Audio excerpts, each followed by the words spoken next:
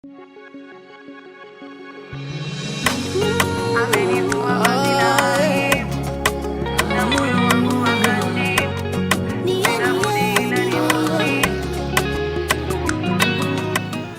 people in the room, we have CSO Sinyalu West, Kakamega East. If you are there, Madam Alice, wave. Thank you. Then we have John Kemei, Sub-County Director, Butula. And he is the chair of the Sub-County Directors in Busia. Yeye akiwa wote wako. We have Brother Morris Chalenga leading the Nat Brigade, Western Region. He's smiling, just showing that he's present. Ladies and gentlemen, as we move, I want to bring here iko kamsichana kanaitwa Mary Njoki, PhD candidate, ako hapa Jomo Kenyatta University. Beautiful as she is, part-time lecturer, and she's a publisher, stroke author. Talk as if you are entertaining us in 2 minutes. Thank you so much. All protocol observed. My name is Mercy Njoki. Good morning. I've been given a very heavy assignment to talk as if I'm entertaining you. I'll try to do that in 2 minutes. I am a PhD candidate at JQuat. I am also a part-time lecturer in the Department of Communication. So if you have sons and daughters there, I can be their mentor. I teach in the Department of Communication. My PhD is in the area of communication. My specialization is corporate communication. By the end of the year, I am hoping to finish all the requirements that are needed in order for you to be awarded with that degree. I am in the stage of collecting data for my PhD. That is chapter 4 out of 5. Now, first things first. I am not yet married, and I know you have sons that are somewhere. And first things first. And I am a good girl from the mountain, and we are now in broad-based government. And as you can see, in Kikuyu we say, usiseme yote unaachia ndama iweze kukunywa. They live in the hearts of the people whose lives they touch. There is also something called the power of the ripple effect. You may think you have just changed the life of Mercy Njoki, but Mercy Njoki's family will benefit from her success, and even that farmer to dine with the king of the land. You can see where I was sitting with the regional chair, with my small age, because education is an equalizer. With the regional, everything there is regional. National is also coming. The governor is also coming, and because of the power of education. In 2014, when I was in the university, I participated in a competition that had even been put in the newspapers. So there were so many applicants. I got shortlisted, I got interviewed, and I was among the 12 people that is decorated with my picture receiving my award in 2014. There's also another picture at the back of me also receiving the award. We were not only given the awards, we were also being given money, the 12 of us, not cash, check. And not check, sorry, ATM card, their KCB. Your card ilikuwa inaitwa prepare. I don't know whether the cards are still there, but I have mine, the one I got there, even if it doesn't have money, it is good for memories. When we were given the card, we were told that this card was going to expire after a year. So you needed to withdraw the money within a year. But me and my mother, we were already at the ATM the following day before 7 a.m. trying to withdraw the money. And as a child of a single mother, I stand very confidently saying, when the money came, the best thing that has ever happened, when the money came, my mother stopped picking tea. Kwetu ni huko mlimani Kiambu. Watu wanachuna majani chai, wanalipwa kulingana na zile kilo unachuna. And that is the work my mom was doing. When my mom was picking tea, kilo moja ilikuwa shilingi 5. Wakati pesa ilikuja hiyo ya Nation Media Group, she stopped.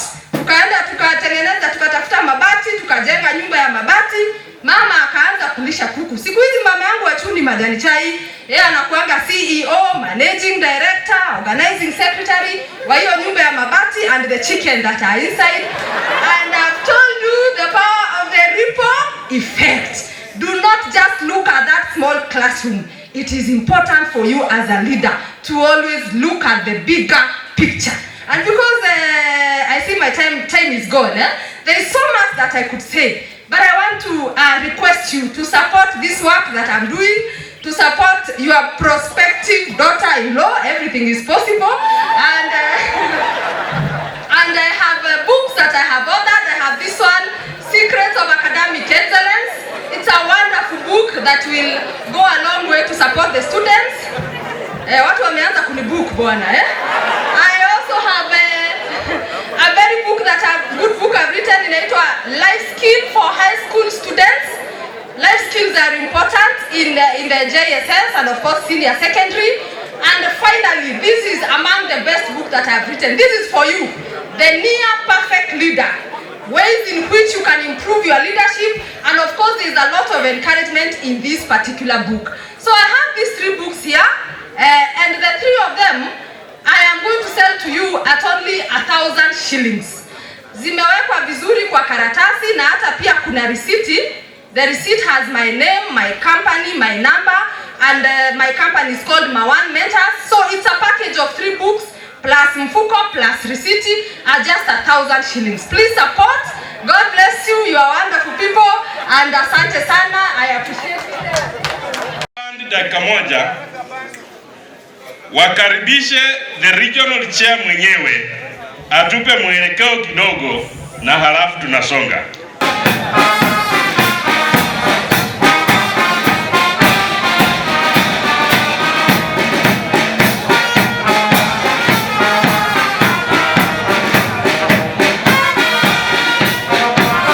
That are here today, esteemed delegates, good morning once more again.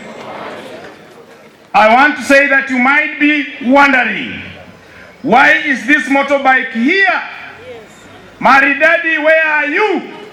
So that you declare, kama umeniletea hapa nitoke nayo. Maridadi, are they present? Then, before they come here, it is so good that we are having our directors, Ministry of Education, and one from Jogo, Karibu Sana. Want to say that we are privileged today, in that we have been wondering. We have some issues with us, Director. Capitation, we were waiting for grade 7 to be disbursed so that we can see what to do, but up to this minute, it has not been done. Our directors in the house today, we are very much grateful with the government of Kenya. Through the Ministry of Education, they have equalized somewhere at JS, in that there is a voted that is equal to everybody. Tuwapige makofi. Basi tupige makofi ndio waifurahi. It doesn't matter even if you have 100 learners, 3,000 or even 5, that amount of money is, or the voted is equal. Directors in the house today, huu ni msimu wa co-curriculum activities. We are happy that voted is well illustrated and we at least get something. We are saying waongeze mkono kidogo so that tusiumie sana. Tafadhali. Wanasema waongeze tu kabisa. JS, we had something to do with RMI. We are very much happy. We have had some classrooms that have been constructed by the government of Kenya. We really say thumbs up. Nasema asante sana, because you have seen we have nurtured this kid by the name CBC from the childhood. Now we are to transit it to the senior school. Walimu Hoys, I want to commend you because it is you who made it right. We have been fought. Kwa sababu ya hiyo, walimu, let us take care of that young child by the name Junior School. Tupige makofi kidogo. It is the area that has made us to look like people, to look like Hoys. I want to say that there is another item. Director of Education, directors who are present today. Kitu kinaitwa NEMIS. Up to this minute, grade 7, ukiklik inakuonyesha tu red. Sijui nyinyi kama muko sawa. Sometimes it is not even opening. I know our father, director from Jogo, una ufunguo. Leo ukikuja kunena na sisi, tutasema haleluya. Otherwise, ladies and gentlemen, I want to thank the officers who are present today for taking their time to be with us here.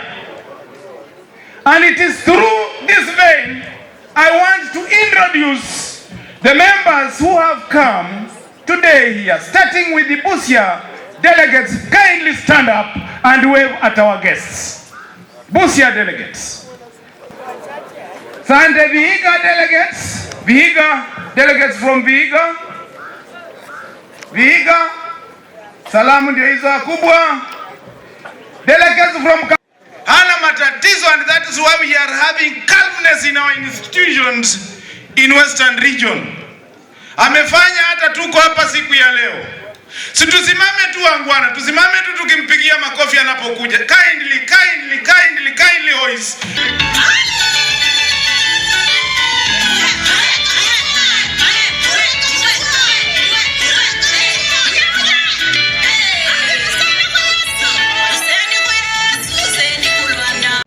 God is good, and all the time. We thank God for providing us with this opportunity. I was telling one of us that this shows that we've gone a full year. Some of us were with you in this conference the other year, but this time they are not there.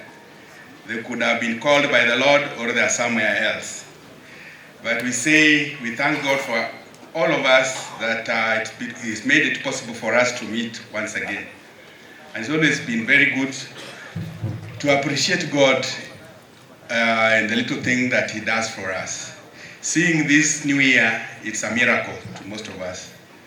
Today you hear somebody woke up and collapsed. He was just so well, you even greeted him and you were told he collapsed. I even saw one of my church members collapse in church when he was going to give the offering. And I was declared dead when he reached hospital. So it's common, but we must accept. But above all, we know that God is with us and God has a purpose for us. That's why He has kept us this long. Our chair, today we have a very powerful team from the ministry and TSC that has joined us today. I know some of them are also your speakers in the previous days, coming days. But I would like just to request your indulgence to allow me to request the officers from the Ministry and Teacher Service Commission to just stand and wave. Our officers that are present, whether seated here or at the high table, please can you wave for our guests? I know a number were recognized by the MC while they were joining us. And Chair, I want to request for your indulgence and members, delegates, your indulgence. I've seen ndugu yangu from Busia, the Chair Busia, really hurrying people around. I would like to urge us to give us our time. It is 30 minutes, but we are going to share it with ndugu Olo. So you'll add us only 10 minutes so that we do 20-20. But me, I'll talk only for 10 or 15 minutes, and the rest I'll donate to our guest from Jogaos. But allow me to welcome the CDs present, CD TSC or CD Ministry that is present here, also to just come greet and tell you their names so that you know them. Our CDs that are present. I hope the quality assurance officers, hii pia mlisimama. Karibu, my sister Helen. Helen, we work with her in Kakamega office, and since she came to Kakamega, I've had a lot of warmth and very free. Kumbe, it's good to have a lady next in your neighborhood. Karibu, my sister. Thank you so much. My name is Helen Nyang'au, the County Director of Education, Kakamega County. I want to appreciate all the head teachers who are here present. Sometimes we are calling you principals. All those are your names. We are proud of you and we are happy of the work that you are doing. Kakamega County, sir, all the sub-county directors are present. Can you stand? Those from Kakamega County, sub-county directors. They are 13, they are the majority. Because all of us, we said we must support you, that's why we are here. We also have the Quality Assurance and Standards Officer from the county, Bwana Omondi, is present with all the other Quality Assurance and Standards Officers present. Thank you so much. May God bless the conference. Thank you. I see Kakamega takes this seriously, and we are happy to receive you at the region. Mr. Olo is back. Gilbert Olo is back. He'll be talking to you.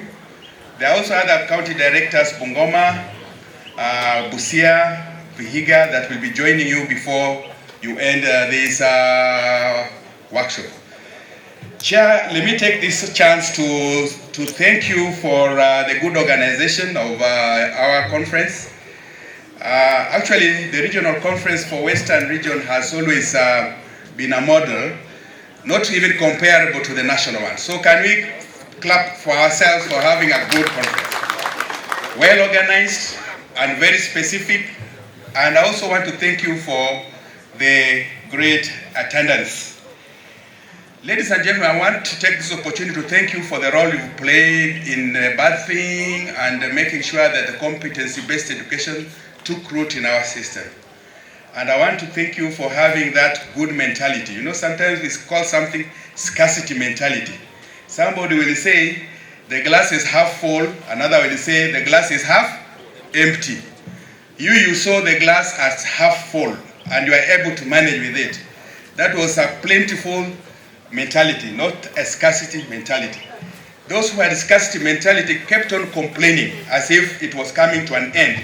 We don't have this, there's a shortage of this is not happening, we warned you of this, but you courageously took charge of the system until now we are almost transiting our grade 9 to senior school. Please accept my appreciation for the role you've done, for the mentality. If it were not for you, we'll not be talking about grade 9 today. Because there were so many naysayers, so many people who did not imagine that we could do it. But single-handedly, ladies and gentlemen, you've done it. Please accept our congratulations and appreciation for that. I know that the anchoring of JS in our school was a big subject of discussion. When we started, people were saying, these children are so young, we cannot take them to secondary school. Others were saying, no, we should not do this. And I always tell Kepsha people, they were saying, no, those ones should remain in the primary schools. And you accepted those children and you nurtured them. Now around the line they are saying, no, these people should be where? Are we willing to let go? No. But this came out of Presidential Working Party report recommendation, where people went and presented their ideas and they say, this is what should be done.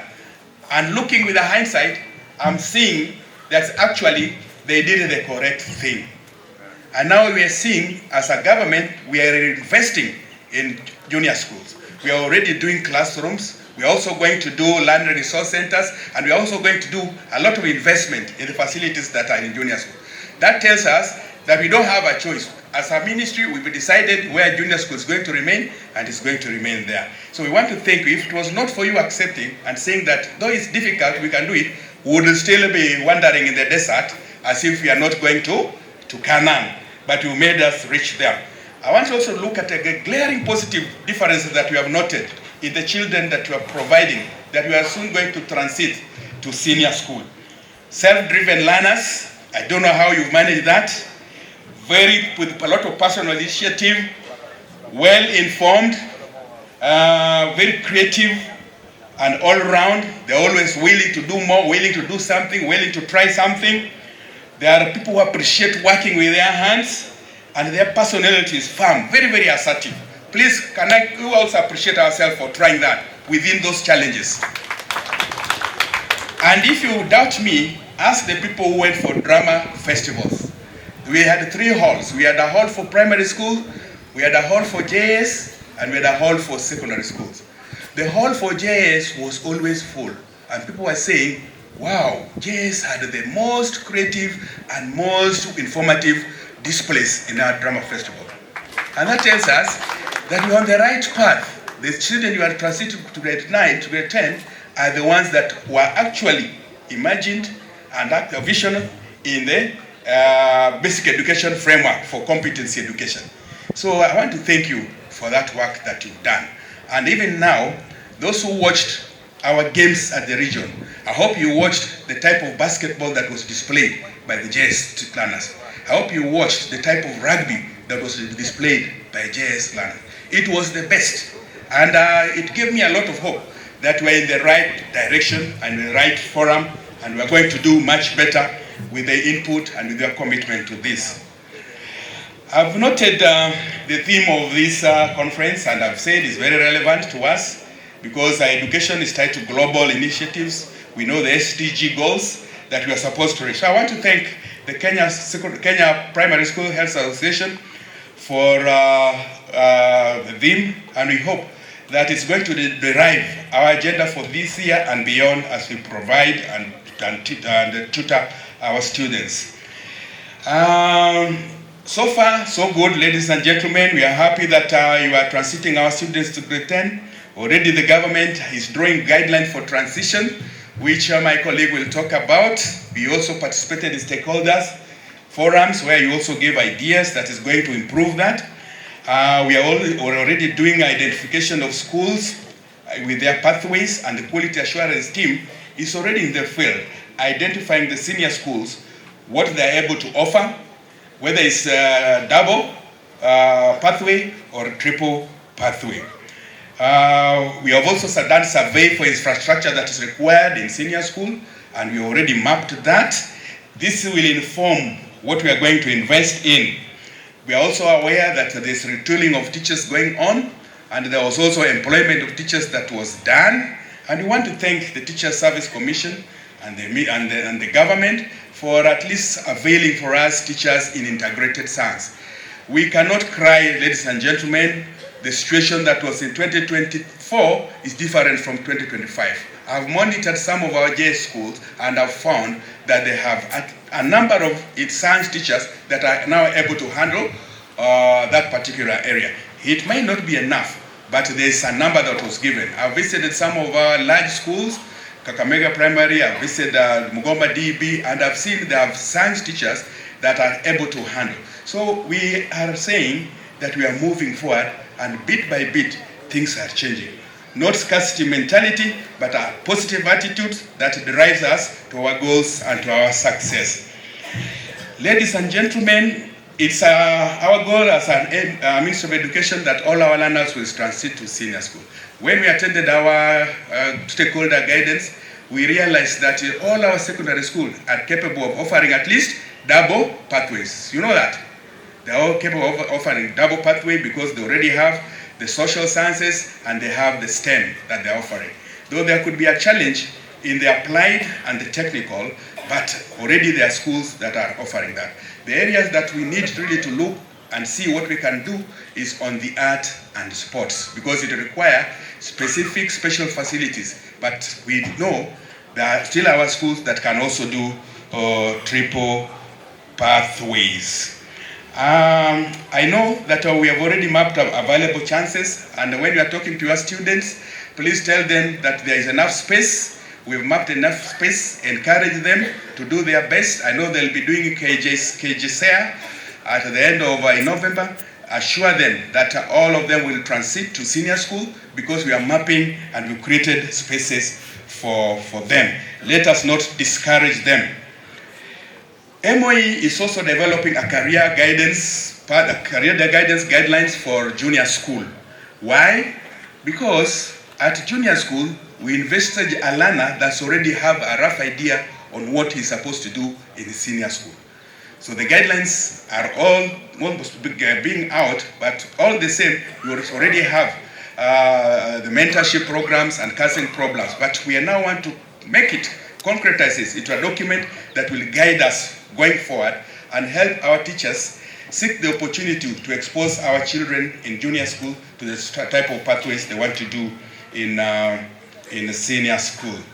We also know that we are going to use assessment tools and psychometric tests at the end that is going to enable us to place these children accordingly. This is something that is used in developed world, even at a lower stage of learning, not at this level, so that psychometric tests will give you what are the interests of the child and what this particular child should do.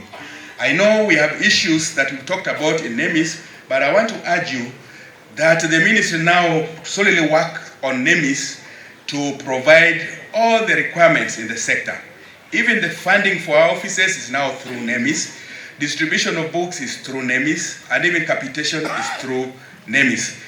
When the chair was talking about flagged red, when you see a student is flagged red, it shows that something is missing from that particular student. What we are saying that you are the student, you have not onboarded that student. So onboarding means that you confirm that that student is in your school by putting either the assessment number, the birth certificate, or index number if they have. I know currently we don't have index numbers, but we have assessment numbers. So you are allowed to use assessment numbers, you are allowed to use the birth certificates if you have them to onboard the student. And it's now a requirement that after you have onboarded the student, then the sub-county director of education must verify and validate this learner before it turns normal black. So we urge you that all your students that are flagged red in whatever level, whether primary or secondary, you should be able to onboard them appropriately. After you've onboarded, ask your sub-county director to go and validate. Previously, validation was being done in Nairobi and it had brought a lot of issues, but now we are doing it at our own level. It is the duty of the sub-county director to make sure that the data you've placed on NEMIS is correct by also opening to his by his own password and confirming so that it works. So don't complain about red. If you see so many reds, please ask the sub-county directors so you can do that. But we are still warned because there are a number of issues that we've had. I remember there was one case of a school that reported that they did not receive capitation for JS, but when we looked at it, when it was looked and researched and discovered that she had used a cyber and left the password to the cyber person and did not pay the cyber person. So what the cyber person did was to use your credential to transfer all your students to another school. So then your school had 0 students, but another school had double students. And that's why we are still urged to be very, very careful with our critical identification and passwords in NEMIS, because NEMIS means money to your school, NEMIS means text to your school, and NEMIS means so many other things to your school. And by now, we expect all our junior school to be ICT compliant, because a number of you have bought laptops, a number of you have bought internet facilities, and these things you can do them on your own. It is important that as we become digital, whatever, we must also take care of the security in digital space. We'll discourage you from using public cybers, please. You rather even go to the neighboring secondary school, because our secondary schools have internet and ICT equipment, and do it there rather than going to a cyber. Don't again share your cyber over the phone and you call a cyber person over the phone. Please open my whatever link can do for me this. You are risking for that. We want to say that capitation we received, and unlike secondary school, junior school you are a bit lucky because your capitation comes on time and regularly. We had the issues with the secondary school, but you already received. And I want to appreciate the government for giving us that 15,000 plus, and a top of 19,000 plus for SNE students in junior school. And the chair talked about circulars. We have always also asked our ministry that the circulars for utilization should come immediately we receive the capitation, so that you know the vote that you are spending in. And it was guaranteed, they promised that going forward, because we are still going to use 50, 30, 20, going forward, the circular will come on or before the capitation reaches your institution.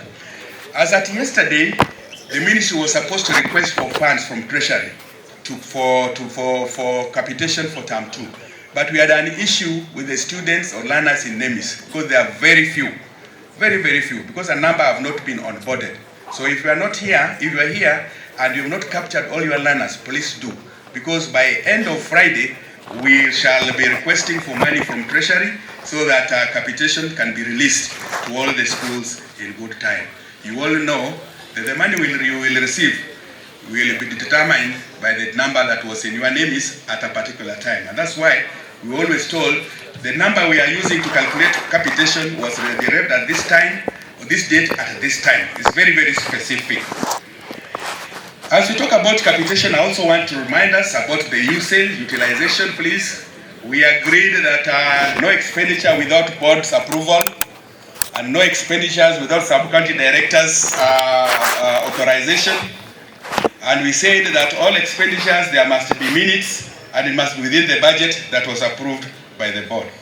This is not to restrict you, but this is the regulation that should make you become more efficient and more transparent in what you are doing. Because this money does not belong to you. This money belongs to taxpayers, it belongs to the government.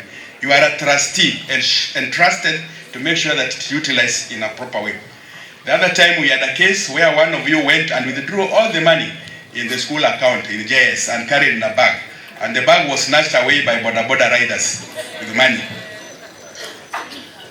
You see that? They saw you go to the bank with the bag, withdraw everything, carry the bag, and it was snatched away. And we have always told you that you transact in checks. Transact in checks. Don't go for cash. It's irregular. It's an irregularity for you to continue utilizing cash. And please, don't run the JS like a primary school. Because JS is very different from primary school. It's more like a secondary school. So let us adhere to all the regulations that requires this. And I'm happy that our auditors at the county, sub-county have taken us through and have continued to guide us.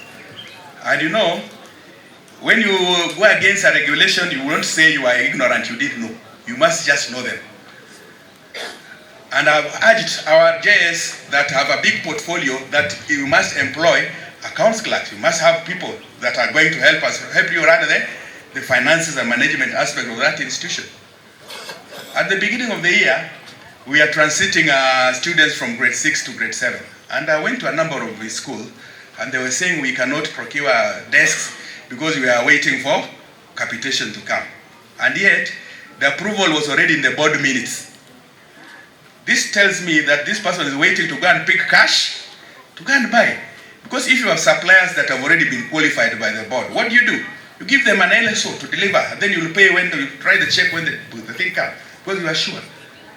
And I found it very strange that you have 80 learners, 70 learners, and they are using all desks from grade 6, and yet there's money allocated for that. So we want to say that let's style up and know that JS is not like our primary schools. They are running on a different level and a very different funding base. Again, in your case, the chair talked about maintenance and improvement funds. Maintenance and improvement funds is supposed to be used to develop the school and provide infrastructure or resources that are not provided by other boards. And in some institutions, we expect it to do construction. For example, apart from this year, when we have used all the money that we are supposed to be given for maintenance to build classrooms for JS, from next year, you will be having that money. And we expect you and your board to sit down and say, with this maintenance improvement fund, we can build a classroom.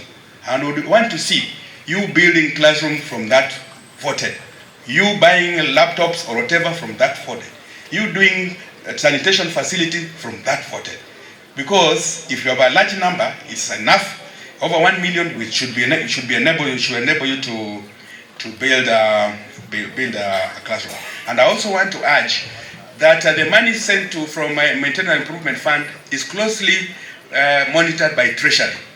Treasury wants us to submit partial certificate, completion certificates and completion certificates monthly to show that that money is going into an investment in our institution. So I would urge that you work with your board and seek and follow the regulations and approvals, and we should not have cash withdrawals in large amounts.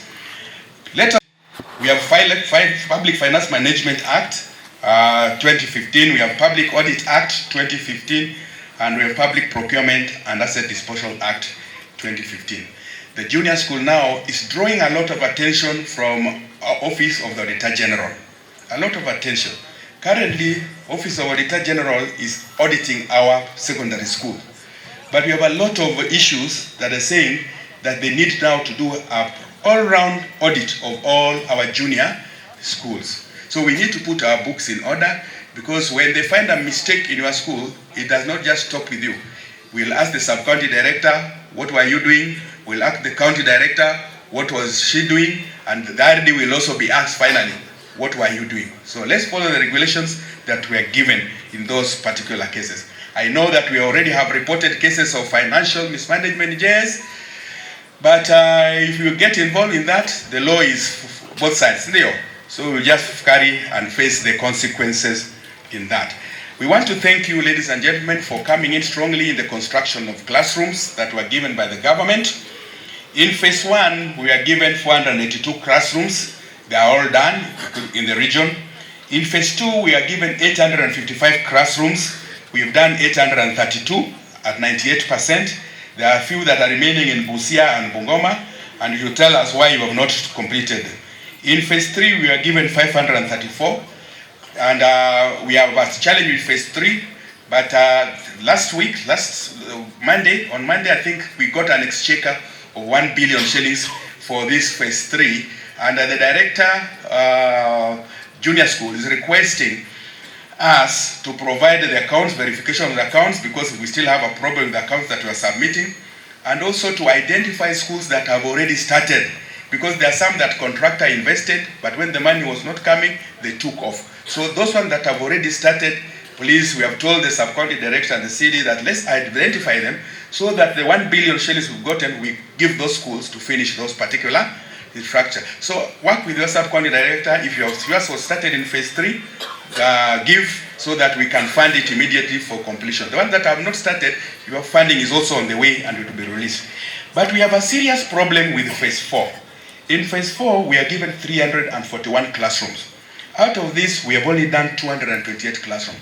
And you know, in phase 4, the money went to your account directly. Directly when capitation arrived. And yet, you have not finished. What are you waiting for? Because this one should have also been 100%. So we want to add the schools that received phase 4, the 341 schools. 228 are very good, they are finished. What about the balance that have not done? The money is in your account, you should have finished that project, and you should have submitted to us the completion certificate. So I want to urge our sub-county directors that please go down and find out the schools that are in phase 4. What are they still doing with that money in their account? Ama imetolewa kwa bag. Imebebwa na bag yote from the account. So let's go down and find out so that we do that. The mentality has been that we need to have a laboratory in our school to teach. But some of you are good science teachers that have even written books. And you've seen the level of science and integrated science we are teaching at JS. And you note that we can use it within, if you have the science kits that some have seen being displayed there, or if you are in neighboring school, secondary school, you can also use their labs. If you are in a neighboring TVET, you can also take children there for exposure and learning. But the government also has a division called School SEPU, School Equipment Production Unit, that are also doing very affordable science kits, which you can also acquire and use in your resource centers. I'm also saying you can also network with your neighbors' secondary school and TVETs around us. On management of JS, we are saying that we use the 2022 regulations that were given to us, and so far we've not come up with a proper guideline. The head of directorate says that they're working on a guideline for the management of JS that will fundamentally change a lot of things and the way we handle. As of now, we are still aware that JS is being managed by the board of the mother primary school. Is that correct? but that should not be. So in the future, the guidelines will change to give it its own identification. They have already drafted, but because we were supposed to do a sessional paper to anchor our national education sector strategic plan, and then we are also supposed to review the Education Act to anchor also the changes. If you look at our current Education Act, there's nowhere that's mentioned JS, there's nowhere that mentioned all that. So the current Education Act was supposed to be reviewed to capture all the changes we have. Then after that, then now we can release the guidelines as guided by the Education Act. So that will be done, and we are working on it. I'm happy that CDs have confirmed to me that they've nominated the bombs, and I hope we'll get good bombs when the current one expires that will help us. So we'll have a comprehensive operationalization guideline for JS once we are done with the sessional paper and the review of Education Act. I want to thank you, ladies and gentlemen, for participating in curricular activities and support. If it was not for you, primary school would not have competed. Sindio? Because you use your money in JS to quietly support the primary school.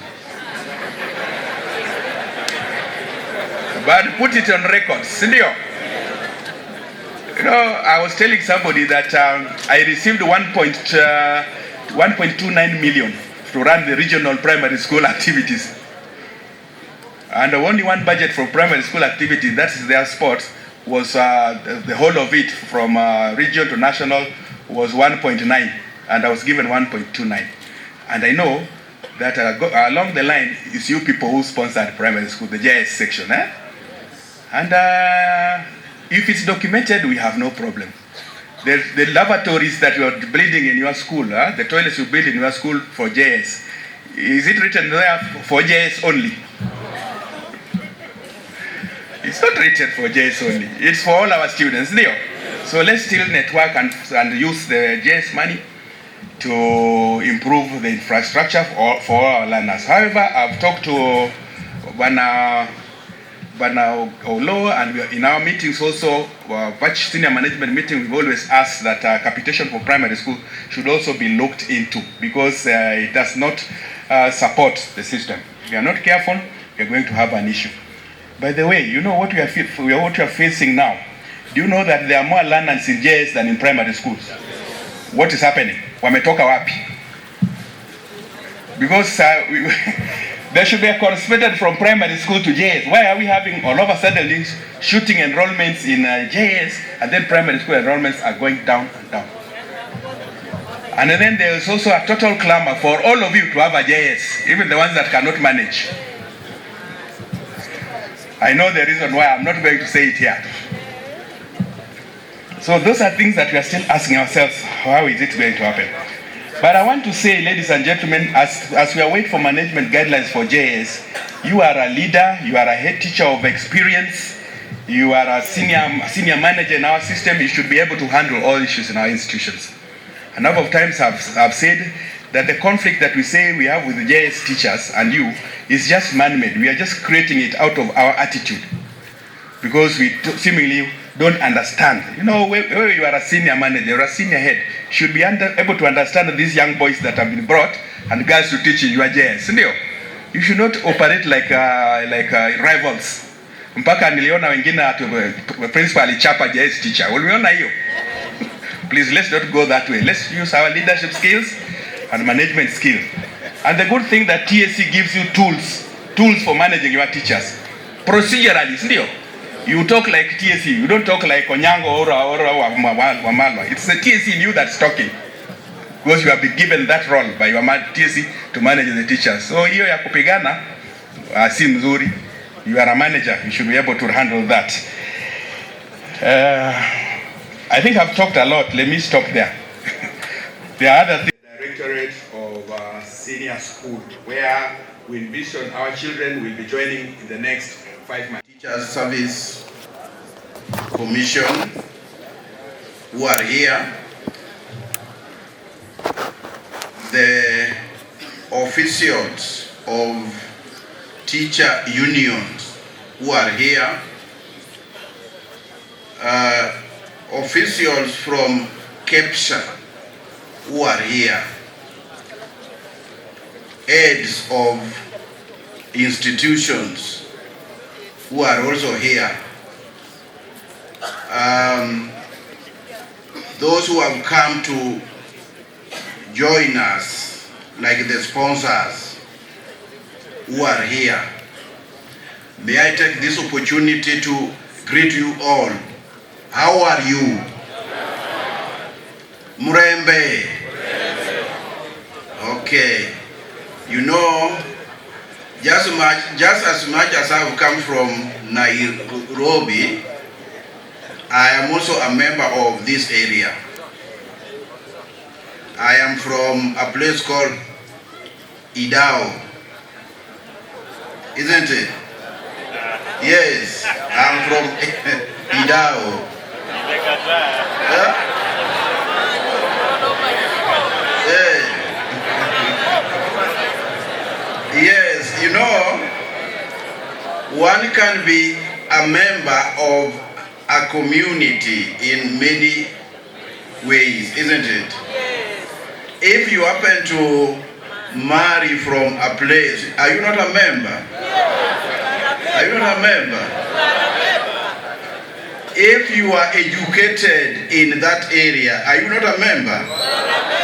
Because you can be born in an area in two ways. Either you are born there, or you are married there, or you are educated there, then you become a member. So because the people of Idao gave me education, they gave me opportunity during those years when I missed A-level class. I came to Musingu. They gave me opportunity which perhaps I didn't deserve. So I'm a member, isn't it? The goodness is also that when I was appointed district education officer, I was first posted to Idao. Isn't it? Yes. So I am a member. So when I'm here, I'm at home. Isn't it? Now, as you have been told, I've come from senior school. That's why I am here. In senior school, I'm in the section dealing with admission. So what I'm going to talk about touches my work directly.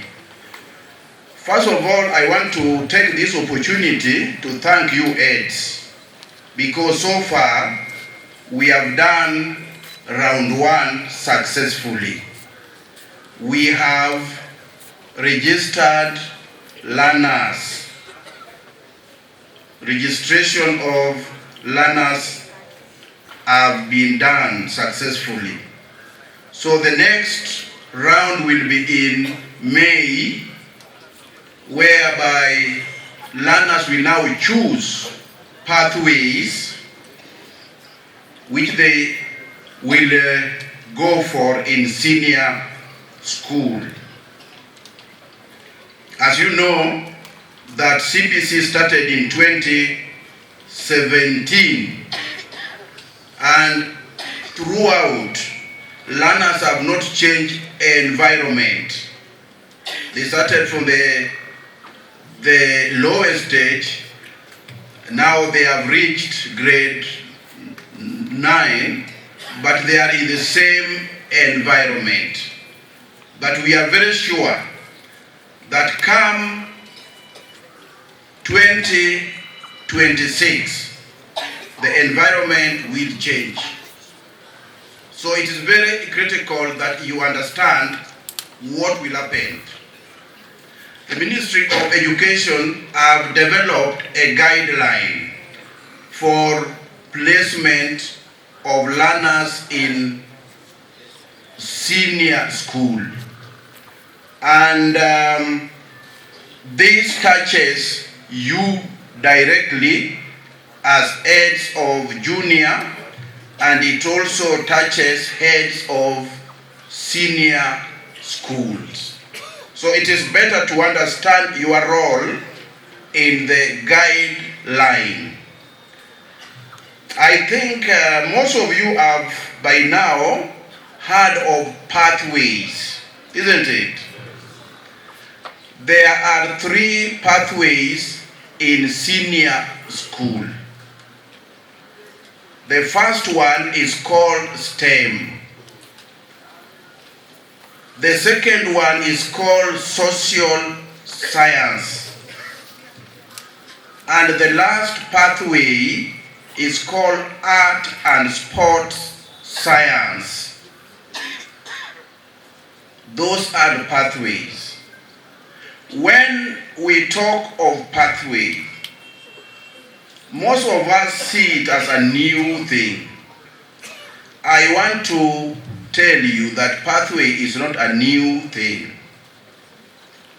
For us who went to A level, we were admitted through pathway, where during those years, you could go to A level as a science student, or you could go as an art student, isn't it? Yes. Was it not a pathway? So we are only introducing it again.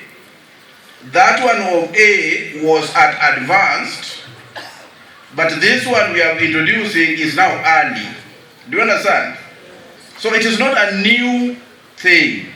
So we are also saying this time that learners moving to senior school will move according to pathway they have chosen. Do you understand? So I've said the 3, isn't it? Each pathway is further divided into what we call tracks. Tracks. STEM is divided into 3 tracks. The first one is mathematics.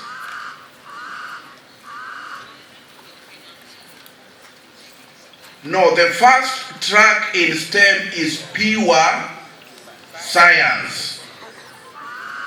Do you understand?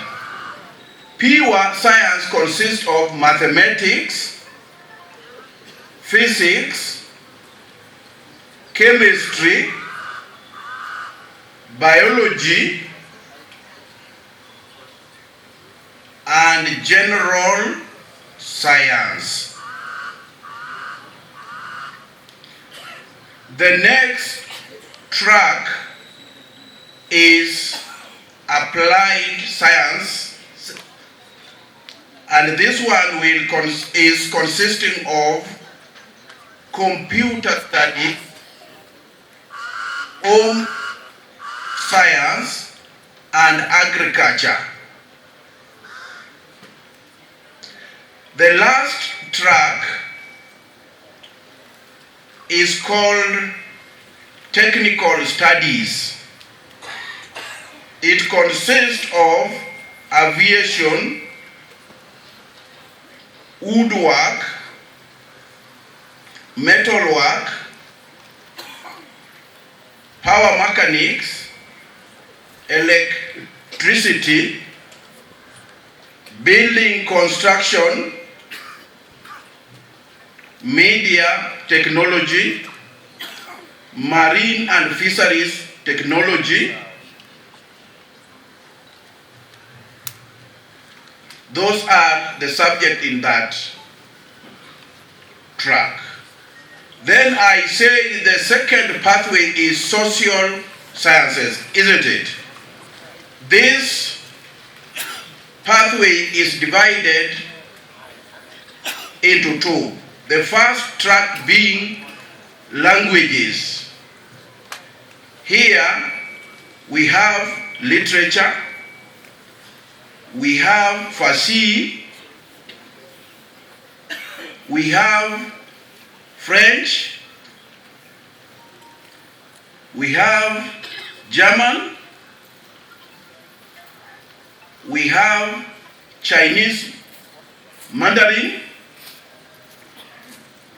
we have indigenous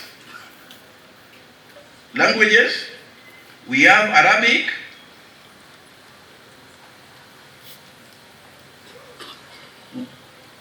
we have sign language. Then we go to the second group, second track of social science. That is humanities and business studies. These include geography, it includes history and citizenship, it includes religious education. There are 3 religious education a school can offer. That is CRE, Islamic, and Hindu. So you can offer one or more than one depending on size of the school. Then there is business studies. Then we go to the third pathway. That is art and sport science. In this one, we have 2 tracks. The first one is art. Under art, we have music and dance. The second subject here, we have films and theater. And the last one, we have fine arts. Then the second group, which is the second track, is sport science. In this, we have sport and recreation. So that is the 3 pathways and tracks in them. Those are the things which I believe most of you have heard. But I want to say that the Presidential Working Party said that each learner will do 7 subjects. So there are 4 compulsory subjects that will be done by all learners and will be offered by all schools. These are English. The second one is Kiswahili / Kenya Sign Language. A learner will either take Kiswahili or take Kenya Sign Language. That one was struck because there are learners with hearing impairment, isn't it? Then the third subject is community service learning. And the last one is physical education. So this one we don't debate about them. And we are not talking about them because they will be offered by all schools and will be taken by all learners in senior school. So the next 3 subjects, which will make the 4 to be 7, will be taken from the pathways. Are you getting me? Yes. The 3 subjects that will be added to the 4 to make it 7 will be taken from the pathways. Now, if you look at those clusters or pathway and the tracks, you will agree with me that there are careers that need perhaps STEM blended with others, isn't it? Let me say, a learner will want to be a surveyor, maybe that one will require that he has to do maths, physics, geography, isn't it? But now, maths, physics is in STEM. Geography is under social. So how will this one be? That one is a question which has disturbed many, because we are here to make things simple. Because if you understand, then the things will be okay out. So we are saying this, and I want you to understand it clearly, that on the top of putting subject into pathways, we have also introduced what we call complementary. Complementary. Understand that each pathway has complementary. So, in STEM, the complementary will be geography and business studies. STEM subjects can be taken together with business studies and geography. For example, somebody who is going for surveyor and wants math, physics, geography will be allowed, because geography, although in social studies is allowed, social sciences is allowed to be taken together with subjects in STEM. So geography and business studies will be complementary subjects in STEM. In the same way, there are subjects in STEM that can fit well in social sciences, isn't it? So because of that, we are making maths, we are making computer, we are making maths, computer, and general science can be taken by subjects in social sciences.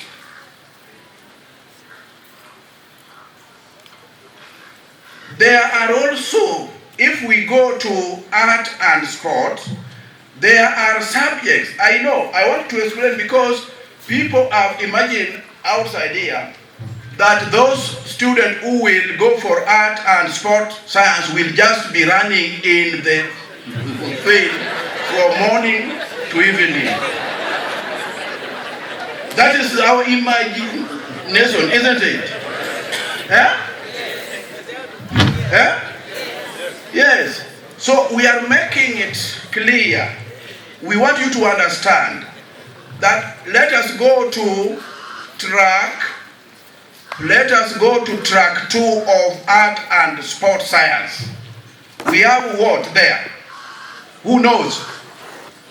What is the subject there? We have sport and recreation, isn't it? Isn't it?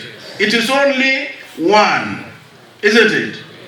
So we are saying this, that subject can be taken together with maths, it can be taken with biology, it can be taken with computer studies, it can be taken with media technology, and any other subject in social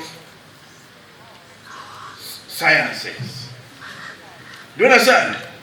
So you can have a learner going for sports and recreation, can do French, and can do business studies, taking biology or sports and recreation, taking maths, taking business studies or computer.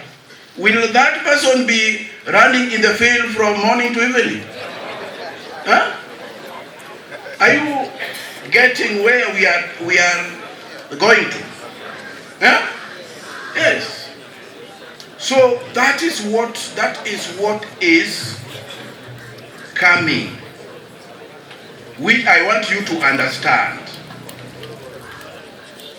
And therefore,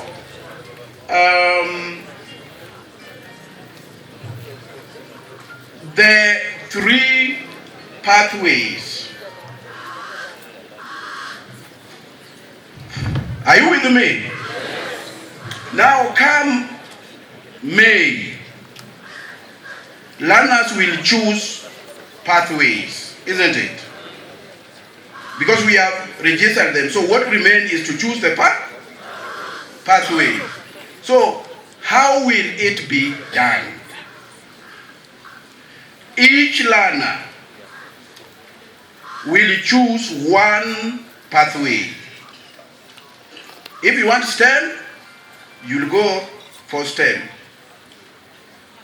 If you want social sciences, you will go for social sciences.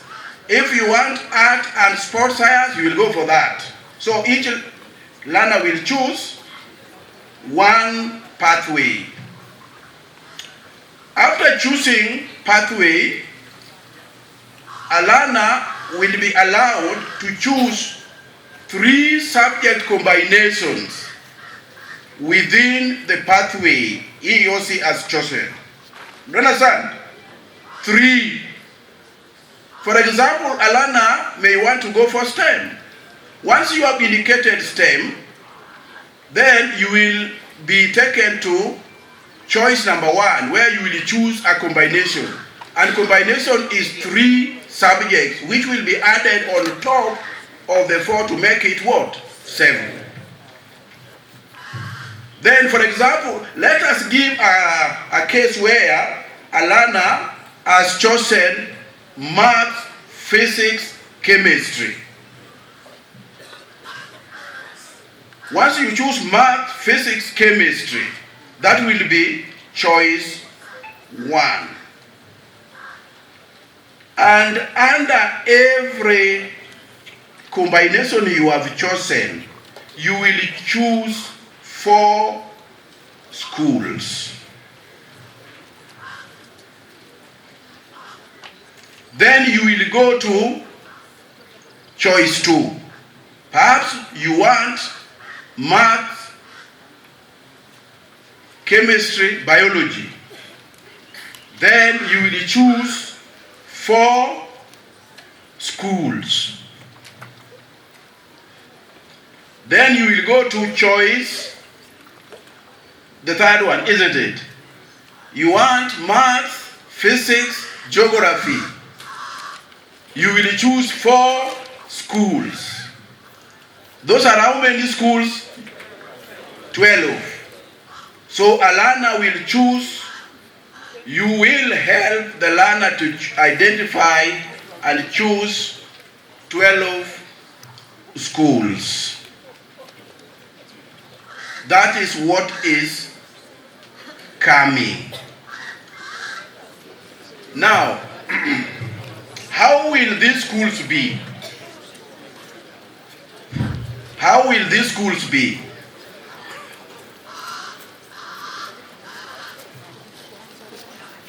These schools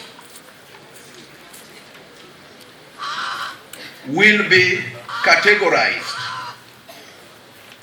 Schools will be categorized.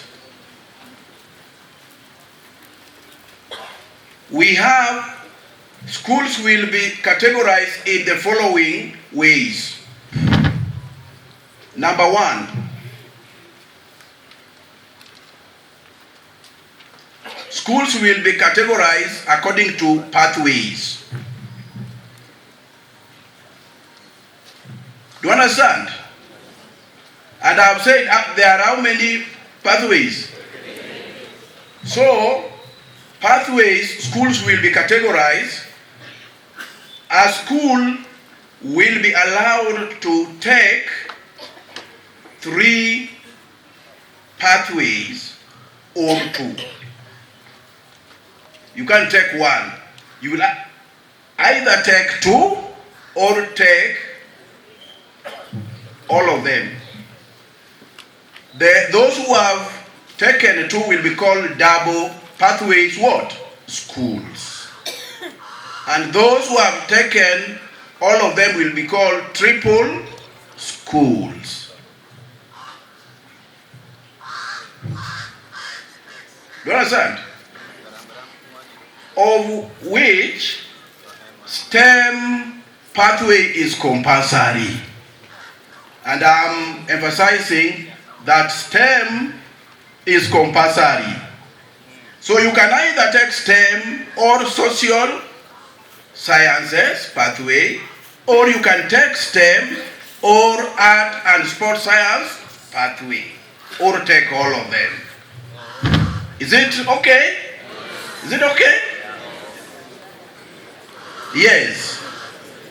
So after taking that one, you will, I'm telling you this because come May, you will be the people to guide learners to choose. And if you don't understand, you will have issues, isn't it? Yes. So that is how pathway will be. So I've said 12 schools will be chosen, isn't it? One category is pathways, isn't it? The second one, the second category of schools will be category by accommodation. Category by accommodation, and I want you to get this one clear, because this one might be new. Schools will either be day or hybrid. Schools will either be day or, what does it mean? A day school, we all know, where learners come from home and to school and go back, isn't it? They don't reside in the school. So that is a category which will be there. But this hybrid is a school which will be offering day and will also offering both. Some learners will come from home, and some learners will come reside in the school, isn't it? So what is the implication? Ed, what is the implication of introducing hybrid schools? I want this one should go out clearly. What is the implication? Yes. There are no pure boarding schools. Very good. And this one we want to go out. There is no pure boarding school. And that is the implication of the hybrid. Then the next category is gender. Categorization by gender. We shall have mixed gender schools or single gender schools, isn't it? We are still debating whether we call them gender school or we call them sex. Categorization by sex.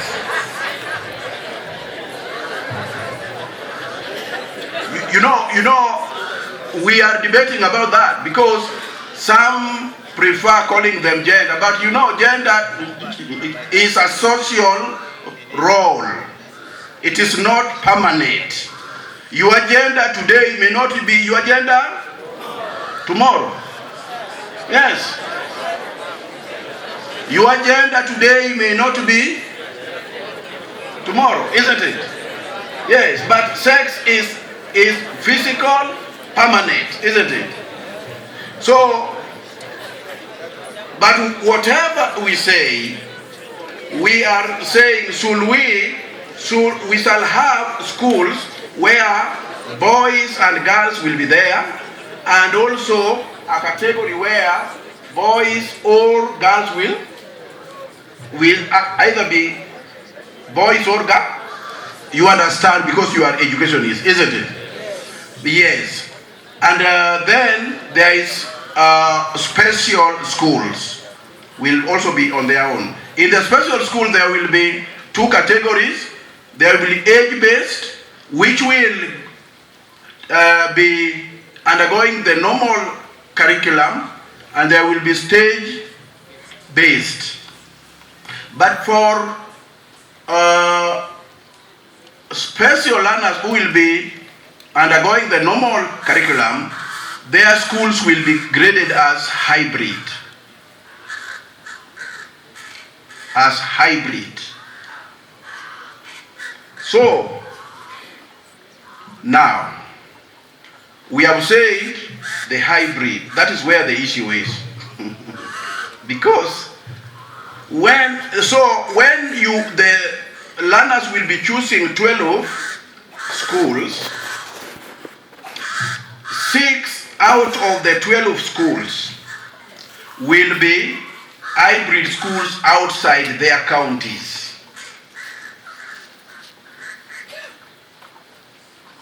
Do you understand? 12 schools outside their counties. What does that one mean? Because if 6, yes, I'm saying 6 hybrid schools outside the county. And when we say county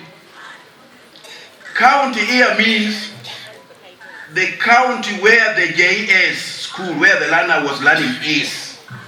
When you say outside their counties, if you are in Busia, Busia becomes the county I'm referring to.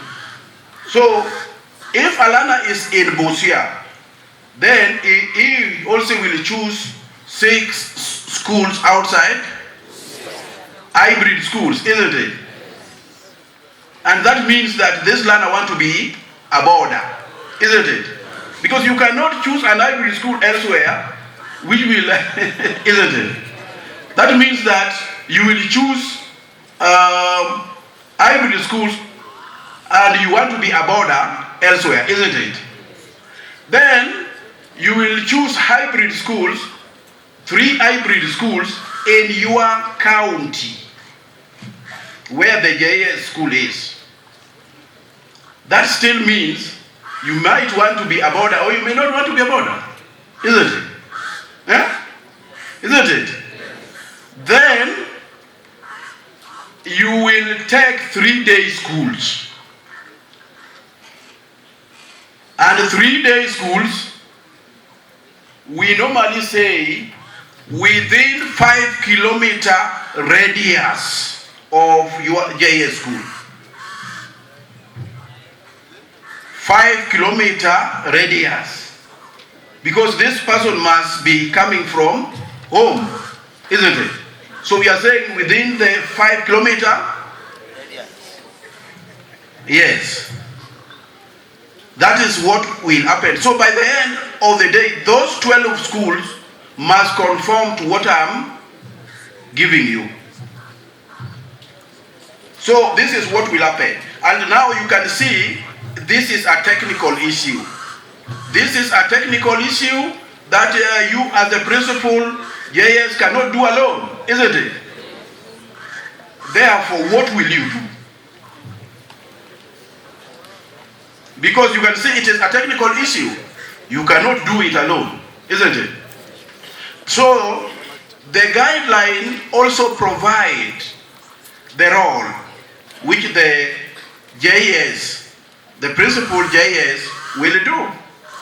If you will get it, you will read that the JS principal will have a role. 1.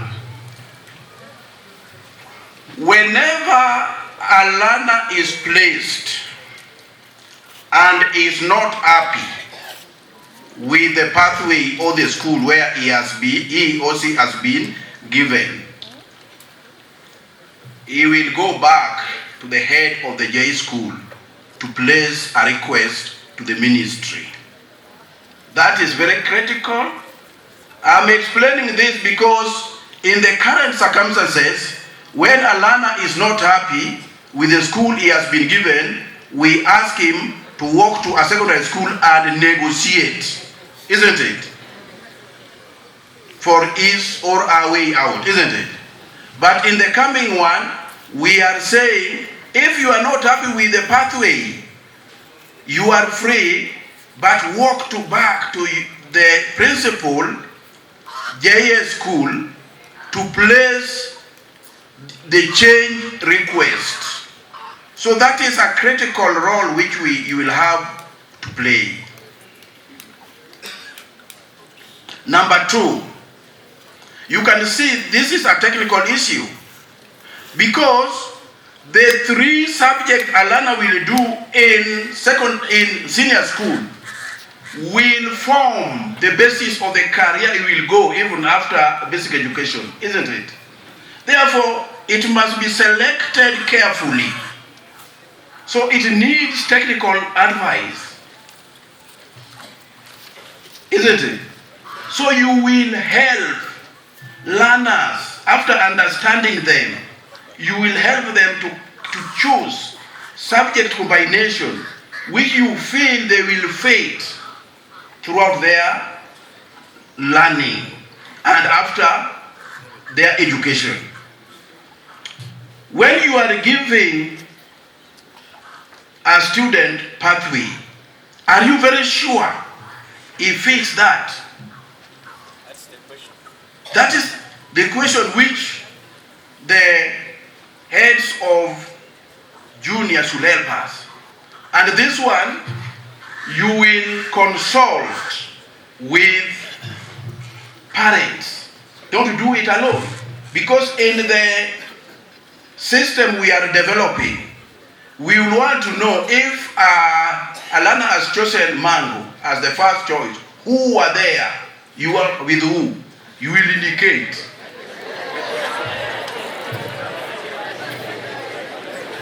You will indicate. So don't just do it. Do it with consultation. Don't do it alone.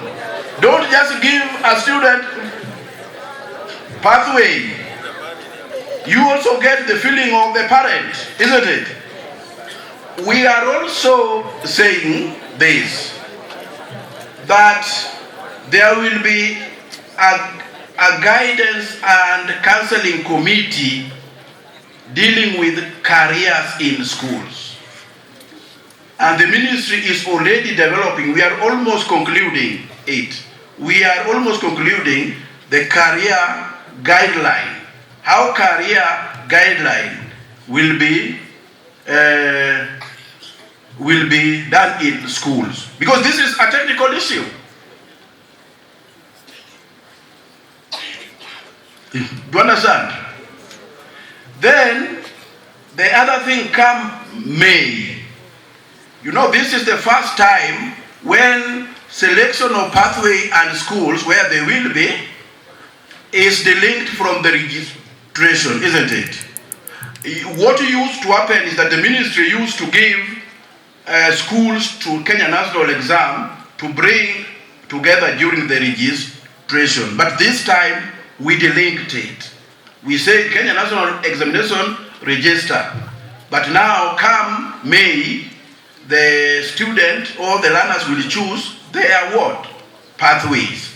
So it is coming in May. So be ready.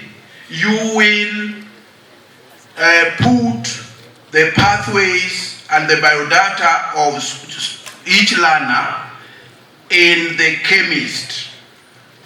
I know you know NEMIS, but it will be improved a bit so that it will be called chemist. So that is where you will put the learners, the biodata and the pathway they want and the schools they want to go. Come May. So you can see, and it will be done in conjunction with sub-county directors. Sub-county director will ensure that each and every JS has put learners. And the number of learners should correspond with the number you registered. The middle can also go for another. Watu wa kawaida could go to the bottom, isn't it? That one is not with us. Do you understand? As a student will choose what he or she wants, what his or her ability can. Don't deny that you cannot, if that is their interest, and they have ability. And you know, ability is relative. You know, people will say, those who are taking math, physics, those are the engineers who will be going to university. Isn't it?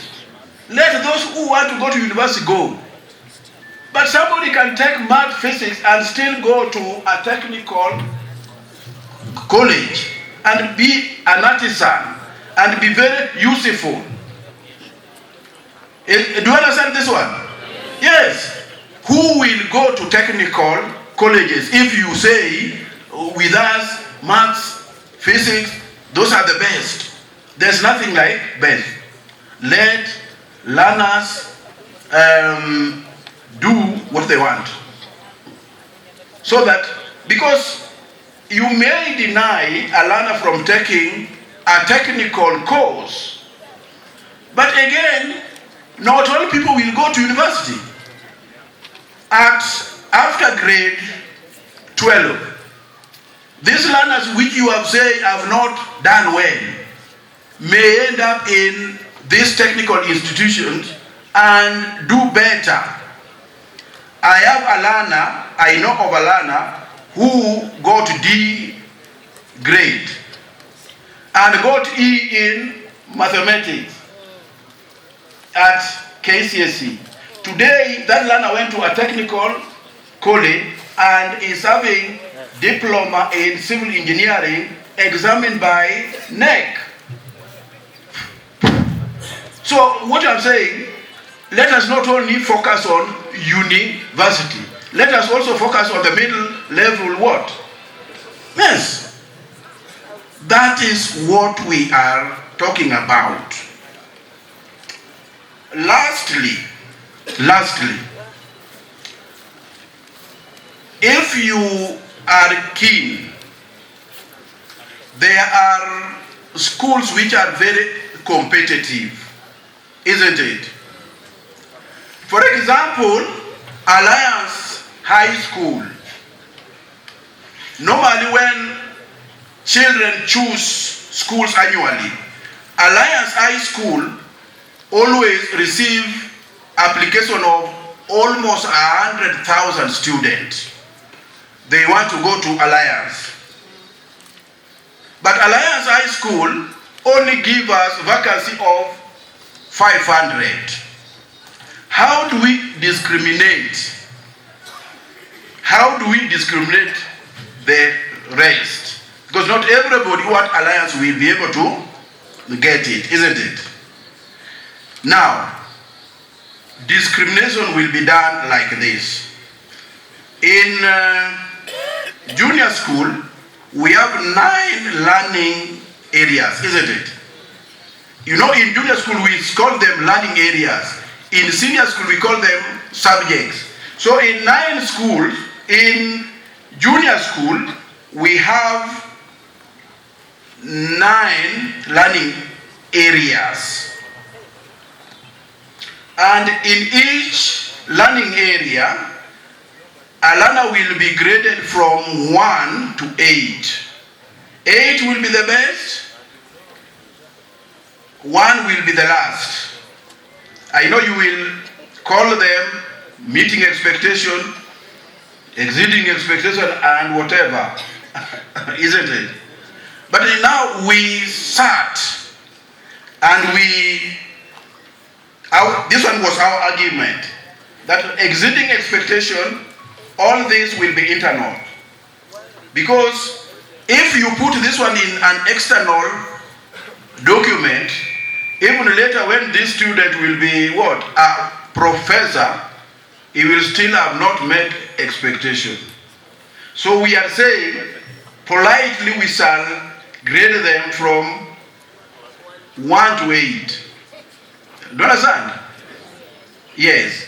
And in placement, there will be no overall grade. We are not interested in the overall. That overall grade, we are not interested. We are interested in subject clusters. Do you understand? For example, I want to give you this.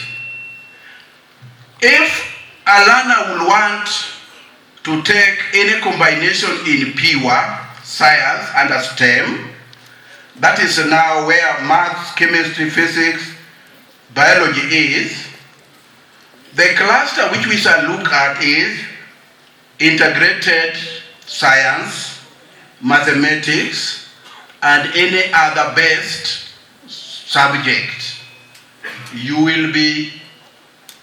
We shall calculate. We shall add the 3 and average. So if you want to go to STEM, we want you to average. Assuming where the learner has an average of 6 and will want to do MPC, that is math, physics, chemistry in alliance. That is what we shall subject to alliance and say, compete with those who want MPC in alliance. Are you getting me? I'm only giving an example because I know alliance has not ended in our.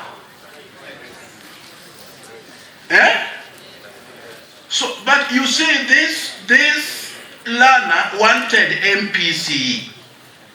So if this learner cannot get MPC in alliance, he will be given MPC in what?